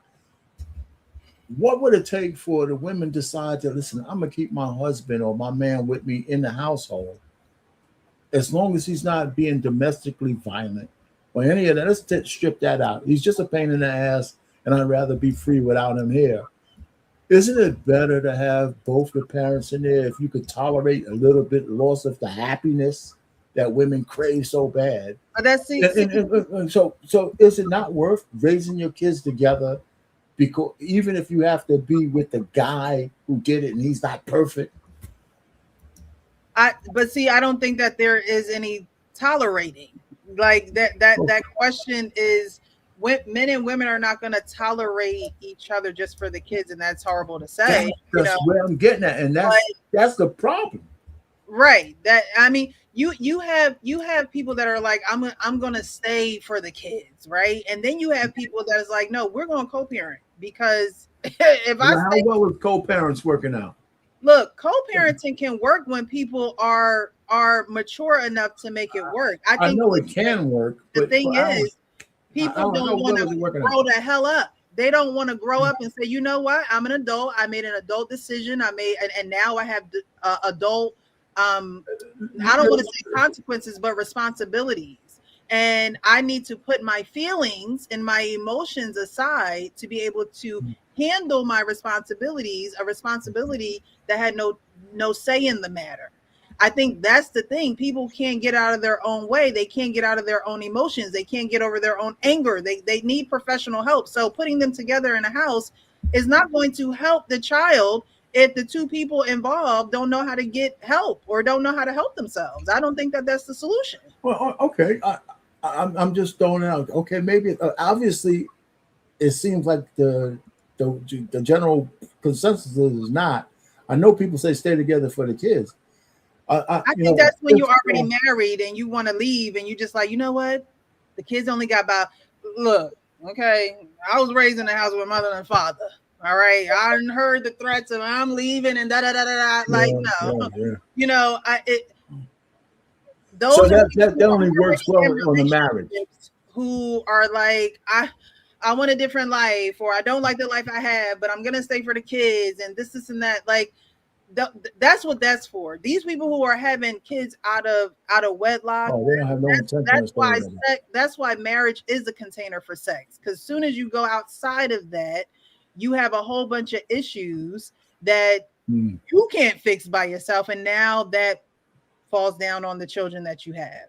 And now you have a society of unemotionally regulated children because two adults couldn't get it together. Well, yeah. Nobody is that. We don't have community anymore where if, again, the neighbor or the corner store, owner saw you getting out of line, that they would drag your behind back to the house and say, this one right here, yeah, unacceptable today. What happened? Like, you know what I mean? We don't have that anymore. We don't have people looking out for the community anymore. You don't have where you can go outside, play freely, and other eyes are on you other than your parents. If other eyes are on you now, somebody plotting on you. Like, you don't feel safe. You don't feel protected in your community. Yeah, that's true. There's a book coming out called The Vanishing Black Family by a guy named Delano Squires. It should be released on the 16th of this month. And, yeah, I don't know if you're a reader. It might be interesting. I'm going to buy it. It might be an interesting read. And he talks about a lot of this stuff. And there's a lot of, there was a 1986 documentary on that. And of course, everything they were saying then is still true today, but it's exacerbated by the fact that, it's more of it. So I did that Monday live on that. I thought it was pretty good. A couple of people came up and talked, but I want to get that book. One of his solutions was what I kind of backwards kind of said. He said, if you're going to have kids, whether you're married or not with somebody, he says you should be married under a covenant marriage or else don't have kids at all. But he said that parents, both men and women, once they decide or once they get into a situation where they have a kid to be born, that they should feel an obligation that's more important than themselves to raise that kid. Together. I agree. Yeah, that sounds good. But your and we talk about this all the time when we talk about relationships on values. That value is not just going to kick in because after you hit it raw, now you got a baby. Like, that value is not just going to be this is true. We should put the baby above ourselves. No, you wanted a nut. Let's keep it real. And now you got a baby. So you wanted one too. Yeah. When I say you, the you is plural. Okay. No. I'm with you. But let me ask you this though, Precious. And I don't want to act like we're gonna put your situation. Just generalize. Yeah. What I'm saying is this. I believe that there's people who didn't have any intention to get married.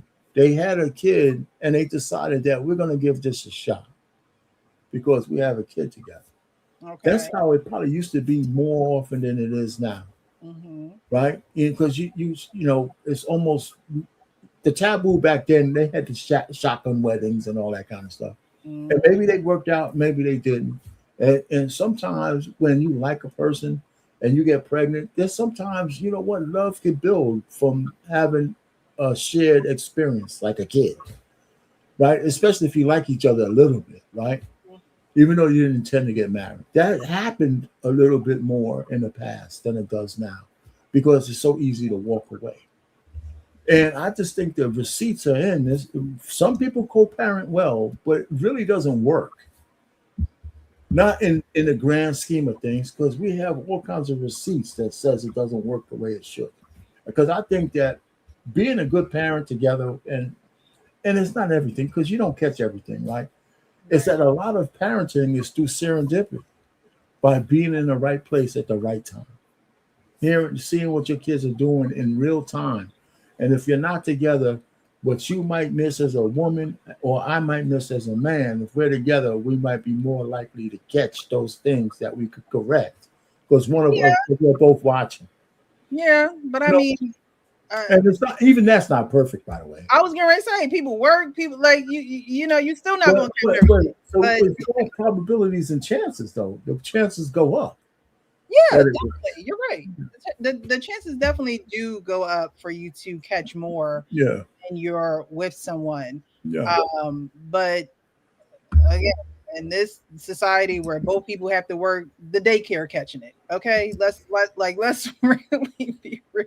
The daycare and school are catching a lot of moments that two people who are who do live in the same home, who are married, right, want to catch.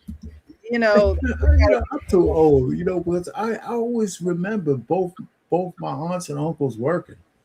I think that this notion that both parents didn't have to work is as an issue. That's some new internet stuff. That's some new internet always stuff. had to work, and they made parenting. You know, they made it look good. Yeah, they made it look good. You know, and so I'm saying is that both parents do have to work. But listen, even back in my day, in the 60s and 70s, only a small percentage of men were able to carry a family on one salary. It was less than 25%. Facts. It wasn't like 90% of men were walking around having housewives. It just wasn't true. Facts. You know, and so I'm just saying somehow today we got this thing twisted, like both parents work. I mean, here's where the failure is. Here's where the failure is. Men have to understand that the way women work today, there's no way that you can't be. You got to be somewhat domesticated as a man too. Yes. Oh, yeah. You know, but that's where that, because your woman's coming home kind of tired, just like you are. They might need some decompression just like you do, like we used to come. So that's where men have to understand that there's no inside the house. If the kids are at a certain age, the woman's going to have the lion's share with the kids, especially still breastfeeding and shit like that. But in terms of cleaning the house, maybe cooking a meal, doing all that kind of stuff, that's got to be, a shared responsibility. Yes. You know, and that's where men have to understand. You want a woman and you want her to be somewhat traditional. You got to understand your tradition has to be expanded to say she just because she's a woman that she got to do all this shit. And, and I had that mindset back in the 80s. This shit, that's the way I thought. I didn't put all that shit on my wife. But here's the Precious, listen, our pain is correct. From the time I can remember, both my parents worked. My mother worked at GE. My father worked for Louisville Slugger. When I came to understanding, they both worked. Now, when my mother was working during the day, my big sister was the head honcho of the house. Mm. And as we grew older, what I saw then that I don't see us modern ass lazy parents do, we don't put our children on task. Oh yeah, that's another thing. Yeah. My youngest sister, well, she's a twin. My mother had two sets of twins back to back. Wow. They're 2 years younger than me, 2.5. Once they reached age, my parents never cleaned, washed a dish, wash clothes. And my mother's big thing for us was, I'm going to cook on Sundays. She let us know on Friday, I ain't cooking a sandwich. Don't ask me nothing. And she would make her big meal. That's what my mom and dad used to call it. Go for what you know nights. But again, as we evolved, we say we don't want to do some of the traditional things our parents did, but we also make our kids lazier. I have a You aunt. gotta make your kids clean up. You're right about it. Okay, I had me and my aunt had a standing. I had to kind of get with my aunt a little bit because she yelling at me to do things. I said, "You got 3 children, right? See Every time I come over here, you working me to death, but you got 3 children. Okay, we didn't work our children. No, crazy. Okay? All right, they live in that neighborhood, and and it's almost like put them kids to work. It's true. You like Cinderella. Children. Were y'all in similar ages? Who?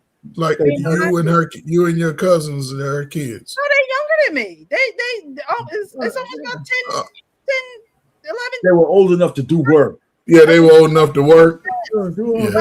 Get out there, get them chairs and tables, and get this party, because this your house. I'm a guest at your house. That was true. You like Cinderella. My daughter used to help me. No, you're right. There are some parents who want to spoil their kids and give them everything, but then they want to work everybody around them or expect the adults to do the work. And I grew up in a household like that too. My dad didn't lift a finger. Okay, not at all. I ain't never seen my father clean nothing. My brother and my mom, we hung the pictures. We did the yard work. We did the dishes. We did the laundry. We did all of those things. And so working has always been in our repertoire of family. There is no you're spoiled. There is no you can have whatever you want. No, you got to work. That's why I said at the beginning of this live, you don't work, you don't eat. That's how I grew up. The only person that and even my dad worked. He worked for us to be able to have everything that we needed. And so, nowadays I don't understand why parents don't give their children tasks. I don't understand why they not washing dishes, folding clothes, cleaning. Like I don't understand that, and I never will. Well, because we don't have enough. Well, first of all, I mean, our parents' situation is pretty bad, right? Where there's 2 parents in a household with kids. We're down to like 25%. So that's not great statistics. But it's true. I mean, a lot of the stuff that we talk about like it's new today is not new. Like my daughter's, my youngest, she used to help me cut the lawn. We cut the lawn together, right? She had her task, I had my task. She was out there. I wasn't going to be out there sweating by myself. She was out there doing the things that I made extras, like washing my car. When I wanted a little allowance, I said, "You wash my car, I'll give you some money for it." So that's what she did. Like when her older sister's 7 years older, I said, "Listen, if me and your mom wants to hang out, I'm not paying for you to babysit your sister. You just want to be done." But for other things, I would give her a couple of dollars for. So, but as far as washing their own clothes and cleaning their own room and all of that kind of stuff, and making their own bed, that's all on them. After they got age enough, I don't see why parents didn't think that's the way it is. And I think that's part of the modern day problem we have. Yeah. But with men and women, this whole bullshit that we talk to each other on social media. If you want a wife and a man wants a wife and a woman wants a husband, if you actually want those things, it's just a conversation away. If it's a courtship away, and you just got to get it straight. Listen, none of us are the roles in the house. The only role in the house, and this is my own man thing, is that the absolute leadership of the home has to be the man. And not because he's the woman is lesser. I said there's instances where me and my wife can both be right about something, and we need to get something done. I have my way to do it. Sometimes the women not only want the man to do it, but they want to tell him how to do it. And then we get into an argument that I'm doing it this way and not the way you want me to. That's where shit breaks down. And the man has to say, listen, if I'm responsible for getting something done, I need the authority over how to do it. And this is where I want you to sit your ass down. And if I fail, then we can revisit that and I'll have to fix it. But you need to sit your ass down. And for some men, you need a woman to understand that sometimes we can't debate everything. We just can't debate everything, So, and I don't think we can get there today and it doesn't matter if you have a PhD in your own job. In this house, I'm not your employee. You could have a group of 100 people working for you as a woman, but when you come in the house, I'm not one of your employees. So, kind of put that shit to bed. I don't care if you're a police chief or a mayor or none of that. So and that's not easy. And that's not easy. So I grant that. No.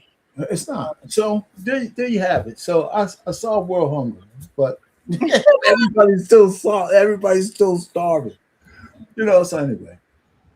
So that the trial of the Carmelo Anthony trial is bad, but I think we're going to be surprised on how it's just going to fade into the woodworks. You're going to have some loud mouths and stuff, but I think essentially when it's all said and done, when it's all said and done, people are going to be hard pressed to say, that the guilty verdict is something that is a surprise. I don't think that it's I don't think that the guilty he wasn't that the fact that he was found he is guilty. He's guilty of killing someone. That is plain and clear. I think it's the verdict of or the charge of. I agree with that. I don't think it should have been first degree. I think that's the biggest thing for me. I agree with that. I'm not going to say because he's black, he should have, he shouldn't have got convicted and things of that nature. I also come from a home, you do the crime, you do the time. Right. But you're right. I don't think it's first degree murder. There is no, you're black and you're my son. And no, you do the crime, you pay the time. Yeah. That's it. That's all. That's what we need to be teaching our children. Don't go outside these doors acting like you are the best thing that God put on this earth and you're untouchable. Yeah. Because that's a lie. That's not reality. The reality is you need to mind your manners. The reality is you need to, act like you have some sense, like you were raised right. The reality is you don't have the same privileges afforded to you in public like other people do. That's just because Johnny did it don't mean that you could do it. Absolutely. That's just point blank period. It has been that way since the beginning of the time. It will always be that way.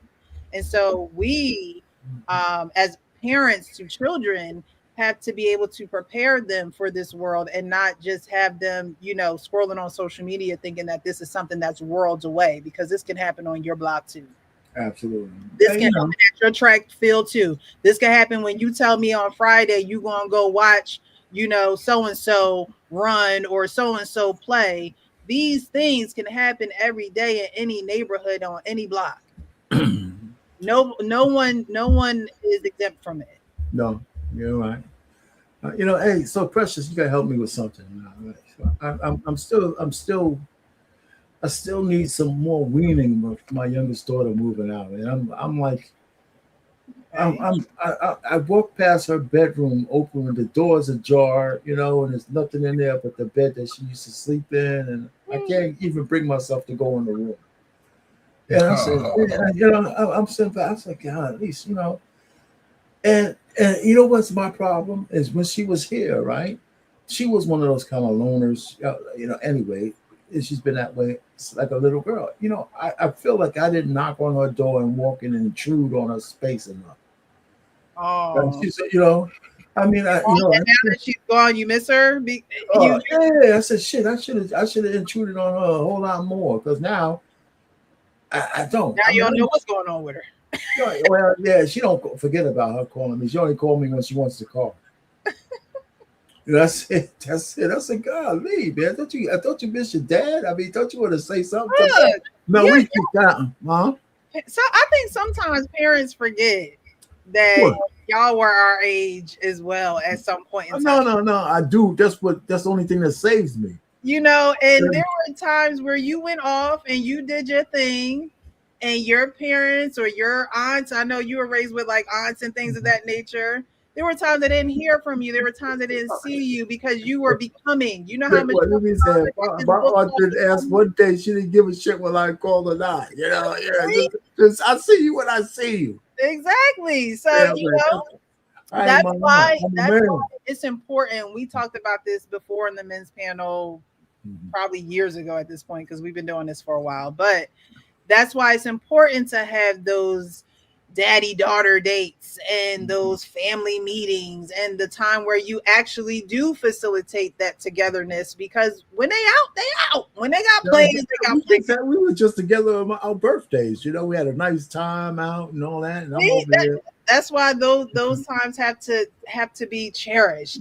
But you know, it makes parents think, especially when you become empty nesters, totally empty nesters, right? It makes you think like, what could I have done better? Could we have had these conversations? Could we have done this? Could we have done that? Yes. And when they say that the time goes by fast, you know, there were 7 years in between your oldest and your youngest. So you had a span of time where it was just like, y'all still had a kid in the house. Like y'all was still going through the thick of it, even though the oldest was older, doing her thing, working. When she was in college, you still had that in high school.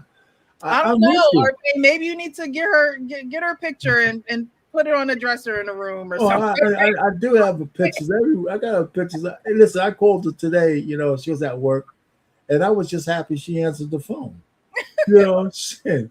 You know, so we're gonna talk. We talk. First of all, it's not like we don't talk. You know, I mean, we talk business and we got some stuff in common. So we talk some business and we talk those kind of things. But I'm just saying, I say, golly, I tell her, I said, listen, I'm not trying to intrude. I'm still going through my weaning process. You know what I'm saying? She just chuckles and shit. You know, I wonder if my parents miss me and my brother being in the house. Man, my wife, man, my wife is like a rock. I look at her and say, don't you miss the kids? They grown up, man. But I said, God, you're a regular rock, man. God damn. No, you know what I'm saying? Reality. So what, man? I'm having trouble. I'm having trouble with the reality, especially my young daughter, man. You know, it's not that she's that young. She's 27 now. She's almost 30. I know. Oh my gosh. I know, but she was here until just like 3 months ago. But it's good that you feel that way towards man. Because at the end of the day, they always going to be your babies, right? She's almost 30. You're older. And my older one is up there, you know. So you know, so at least you still look at them and say, "I miss y'all." Like, you know, come around. Actually, you know me. I want them to be married, but you know, they live in this time frame. Yeah. They live in this time frame. You know, especially on YouTube, you know, people want to blame the single people for being single, but you know, at the end of the day, they gotta have somebody to be married to.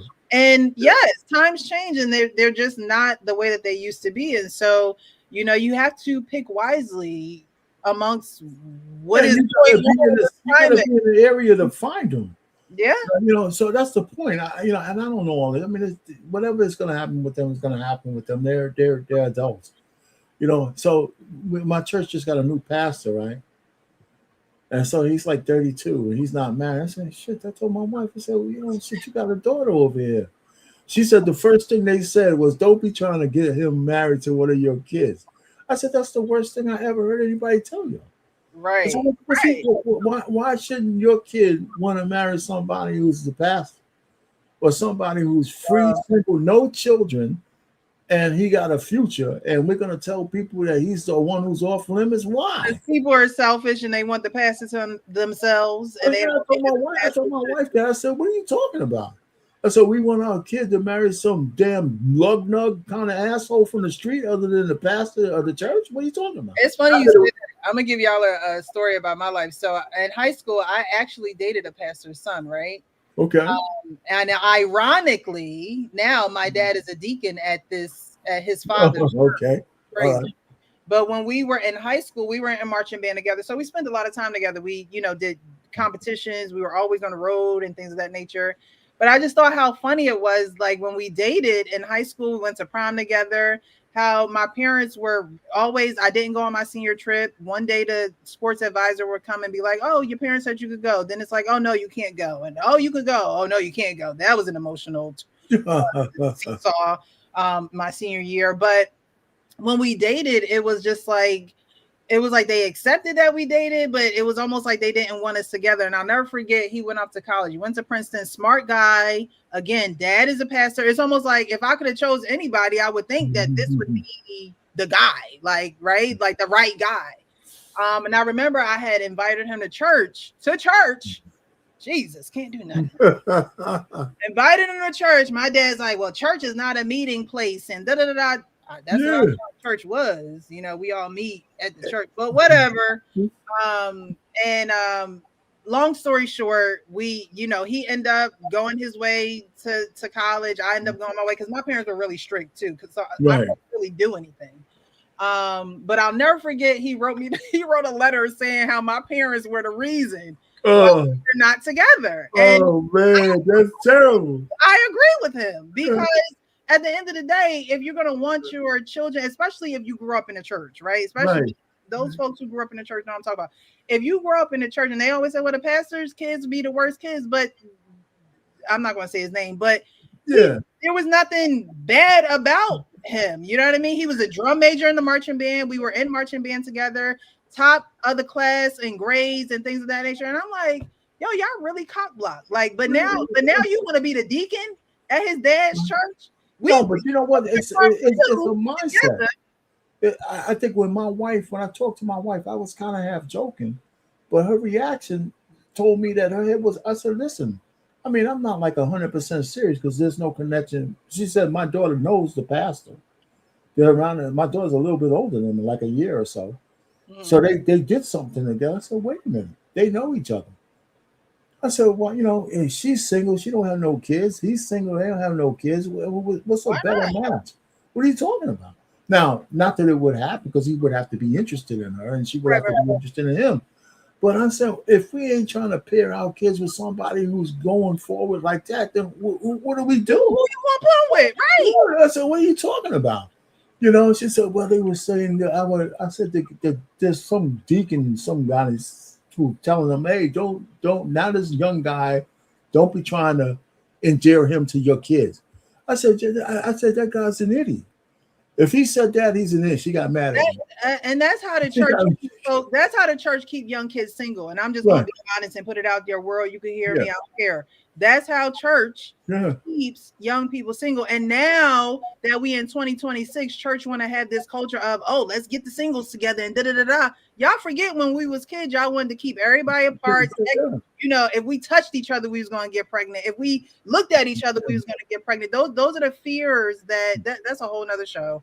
Those are the fears that they put you, that they instill in you with your kids. But then when you older and you single and they want you to be married and then successful relationships, now it's like, oh, well, why aren't you married? I was a viable candidate back when I was a senior in high school, and now look this guy talks about this in this book that's coming out, The Vanishing Black Family. That's true. He goes through that. He got a whole chapter on that kind of stuff. That's why I want to read it, because I know some of that stuff.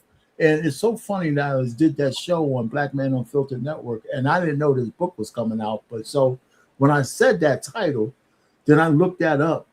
And then all of a sudden, this guy showed up with a couple of interviews and all that kind of stuff. Oh man, this would be good, you know. So anyway, but I want to get it. I still got all his love notes and everything. All his sonnets and everything that he used to write me. I did a autobiography. Man, love notes. Was a major part because is he married now? Sweetheart, he's married, 2 kids. Oh man, it's funny. You know what? I did find back in the day, I had this chick that I was dealing with, and I saved a lot of postcards and pictures and stuff. And my wife seen them, but you know, I don't even know where they are now. It was a postcard. This lady, we were in college together, and she sent to me, and she was real fair skinned. She was a red bone, a real true one, right? She writes to me and she says, you know, and in there she says, listen, I would like you, but you're a little too dark for me, blah, blah, blah, blah, blah, blah. Yeah, but she was sweet. But we had a good time. And so I found out where she was. I took a copy of the postcard. I took a picture of it and sent it to her. She says, oh, my God, I can't believe I sent all of this to you. And we just laughed about it. It was like 20 years later. I'll never forget. We went to my brother's room at our house, our home, our childhood home, and he had a full drawer of letters that girls used to write him. And back in the day, we used to, child, I don't even know if I could do it today. I couldn't. I'm just, but we used to fold the letters up. It used to be like a perfect square. It used to like fold I know what you're talking underneath, and oh my gosh. But he look had at Coach perked up. He does that. My brother was very popular in school. He was a football star. There's still at the high school, people can't beat his records. So he was very popular. And again, we grew up in a very strict household. So, people would invite him out, go to this party, do this. And, we had to deal with no, you're not going. No, you can't go here. No, you can't go there. No, so, but the girls loved him. The girls loved my brother. Okay. And they were scared of me for some reason. I didn't know this till after we graduated high school, out of college, and they be like, "We used to be scared of your sister for what? What I do? What your brother was telling them? That's right. That's right. What did I do? What did I? My brother probably was like, "Yeah, my sister don't play. Don't even try." Yeah, he set the stage for you outside. I had 5 sisters, so when I used to go out, I can't imagine having 5 sisters. I had 2 older and 3 younger, and I played sports. So people, I was like your brother. We was just though you were spoiled like hell, man. I was the middle child. Listen, I was the middle child. I didn't give my parents trouble. I did whatever I was. Listen, and y'all have to talk to my family because they give me some crazy stories when I was like early teens, right? My sisters tell me I used to iron my underwear. They used to tell me I was very detailed, and I used to put my clothes in my closet on a hanger with two fingers apart. Is this before the military? Yes, all this is before the military. Oh, wow. They had to have everything turned the same way. I was a guy that used to go outside. We had a fence and weeds used to grow up. I used to just pick the weeds off. My mother used to be like, "Boy, something wrong with you. You act like where are you originally from? I grew up in Louisville, Kentucky. Okay, down south. Yeah, I grew up. And listen, man, I was a helpful guy. A lady used to get me. I feel like I need to move down south. I don't feel like ain't nothing up here in the north. I feel like I need to move down south. It's there, but in the north, it's moving fast. Exactly. It's moving fast. In the south, it's a little more spread out, a little more. The suburbs are the suburbs. You ain't got to go 4 or 5 hours. Move, man. I'm telling you, I'm just too rooted because I'm here in New Jersey. The money that's sustaining me right now, in terms of my retirement, I'd probably be living like a king. You'd be living large. Yes. Yeah. I'm telling you, man. I'm thinking maybe Texas, North Carolina. Listen, I'll recommend people if people move and they want to get you a place with a basement. Oh yeah, I grew up in a townhome. We got basements here in New Jersey. That's we have basements. Walkout basements. I'm in a walkout. I love my walkout. Oh, you got one of those. That's nice. Yeah, I love a walkout, man. It's nothing better. I grew up with a walkout basement when I was younger. The old pain that you lift up the lid. Oh yeah. But we used it like all the time, especially I was young, in and out. So as I got older and I got married, I was like, man, we can't get a house. She was like, I don't know how. I said, we get a basement, we're gonna be a walkout. Well, walkout now every day. Oh, you want to go sit outside? You want to do this? So yeah, I just recommend it because I don't like people going through my house. Right. You know what I'm saying? You come to the basement, you chill out. I got my TV. That's why I be watching the games. Yeah. We got, I got my little workout area. So I like that. Then the house is just for me, my wife, my little personal space, for entertaining. Come on. Because your cousins are silly. They like to, got some new cologne. They want to be all in your shit. Take your ass downstairs. That's just me. Because I'm very picky. My wife, listen, if y'all saw my dresser drawers compared to hers, I'm folding clothes. I tie my sock. Everything has its own space. Well, Everything is turned. My wife, it's a pile of shit in the drawer. She's like, you gotta help me get my drawer together. I said, man, you got too much stuff. You and your own baby. Yeah, but I help her. It's just that I'll get it together. Then, Precious, you know how y'all get to trying to get somewhere fast, and you ain't got time to be separating. You got to just throw it out the way. It was right after that. And then you take a designated time where you get everything together because you know you done been rushing, you done been throwing everything all over the place, and now you got to take the time to coordinate and ordinate, have everything back to normal. But that takes about a week or two because you still going through the motions of the week. Things are happening. I'm lazy, man. I couldn't do what Coach did, man. I got a closet. Half the shit I probably need to throw out. And got OCD, man. Well, that's cool. Yeah, my clothes, I wash them. I said, well, shit, as long as they clean, I don't care if they're folded. If I need to iron something, I iron it as I go. Yeah, I iron. Died, fried, laid to the side. Ironing. People don't iron anymore. I used to have to iron my dad's clothes for work. Yeah, I iron my clothes. I iron my own clothes. I don't ask my wife to do it. Yeah, I don't ask my wife. I don't mind ironing. I used to be like, all right. Yeah. Matter of fact, I think I have. First of all, I have too many irons in my house. Really? I mean, everybody had their own. He got girls. They got their own. As far as I'm concerned, I don't know why I have. It's just crazy. I think more than having 4 or 5 irons is enough. I bet you got 4 or 5.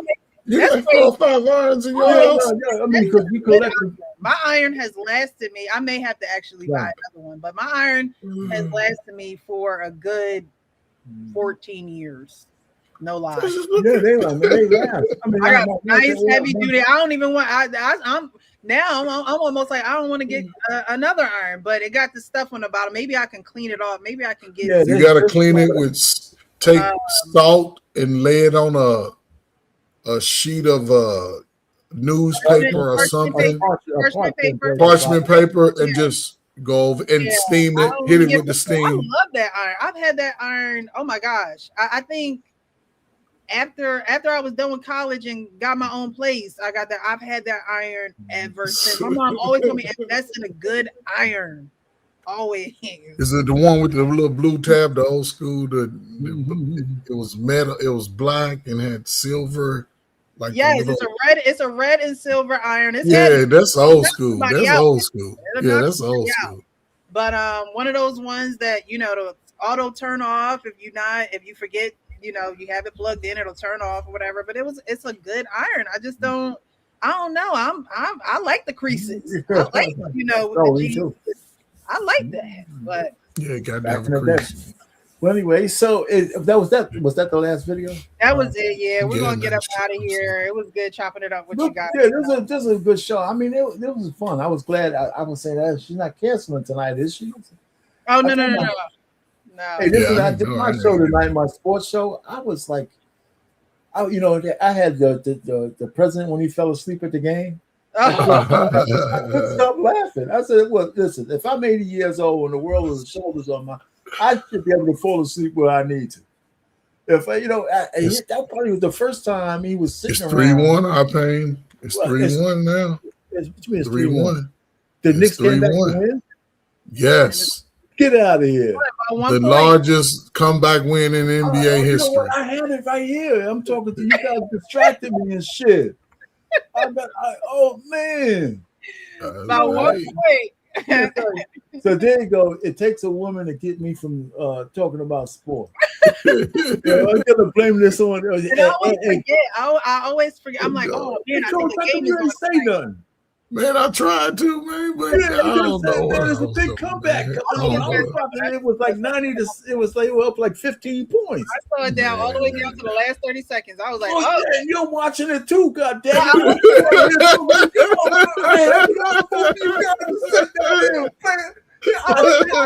I had the channel on, but I stopped watching. I wasn't watching the game itself. I was just Precious. Stop. Yeah, you was watching.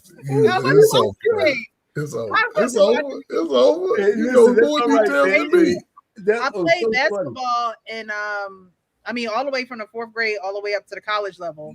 Oh, cool. But I don't watch basketball on TV. It's the crazy. And my brother's the same way almost with football. Like he'll watch football. We gotta get you in the WNBA. I don't. Now football I'll watch. Football season. I'm getting my wings, my cheesesteak, something. Before we go, can I see one thing, right? Since you play basketball, let me see your shooting form. Oh, I'm a lefty. You lefty? Okay, we good then. I got you. We together. I see you. I still got my shot. All right, I might get a little winded, but yeah, we ain't got no endurance, but we can go to our spot. I see you, Precious, over with the left hand. Okay. Yes, I'm a lefty. Okay. A lot of people don't know that about me, but y'all do. Oh, there you go. That's yeah. No wonder you're smart. Okay. I get it. That's why she's smart, because you left hand. Yeah, man, we think on the right side of our brain. The right hand y'all just figure that shit out as y'all go. Unless you go to Catholic school, then you get it early. Oh. I'm the Black and Decker old school. I think, is it a Black and Decker? It might be. No, is it a Black and Decker? I don't know. Yeah, it might be a Black and Decker. Is that right? Oh man. But yeah, like I'm gonna have to clean it, because buying another one don't. Yeah, but you could definitely get that stuff off the bottom of it. And that wasn't even me. That was my daughter. I'm like, what you doing to my iron? Just make sure you start pouring the water out when you're not using it. Just pour the water out. Yeah. But tonight was a good show, guys. Thank you so much for joining us. Like I said, next week, if you are free on a Tuesday at 9, I will have a panel for the Adoptee Foster Show. We talked about all things adoption, foster care, adoptive parents, and adoptees. So definitely tune in. But we'll be back next weekend. It ain't no holiday or nothing, right? Let me make sure. Next week, Wednesday is the 17th. And the 16th is when we will do the panel. I may not be on next week. Next Wednesday. Yeah, I might be traveling on the road, so I may not know. Okay, well, safe travel. Or maybe on my phone. Yeah. You'll be missed. But yeah, we'll be back. And of course, I always drop the link. I don't know if it pinned the link to the chat. I see it down here in my chat on the on the unpinned message. So I guess it is pinned to the chat. But I always drop the link for anyone who likes to join. But tonight, I think we were just so engulfed in conversation that I dropped it for Coach Ferg because I saw your comment. But just know anyone can join the channel. I mean, join the chat. As long as you're respectful. Disrespectful, you're getting kicked out. That's my only rule. But tonight has been great, guys. Y'all know what I say. Be real with yourselves so you can be real with everybody else. We'll catch y'all next week. Bye. Bye-bye.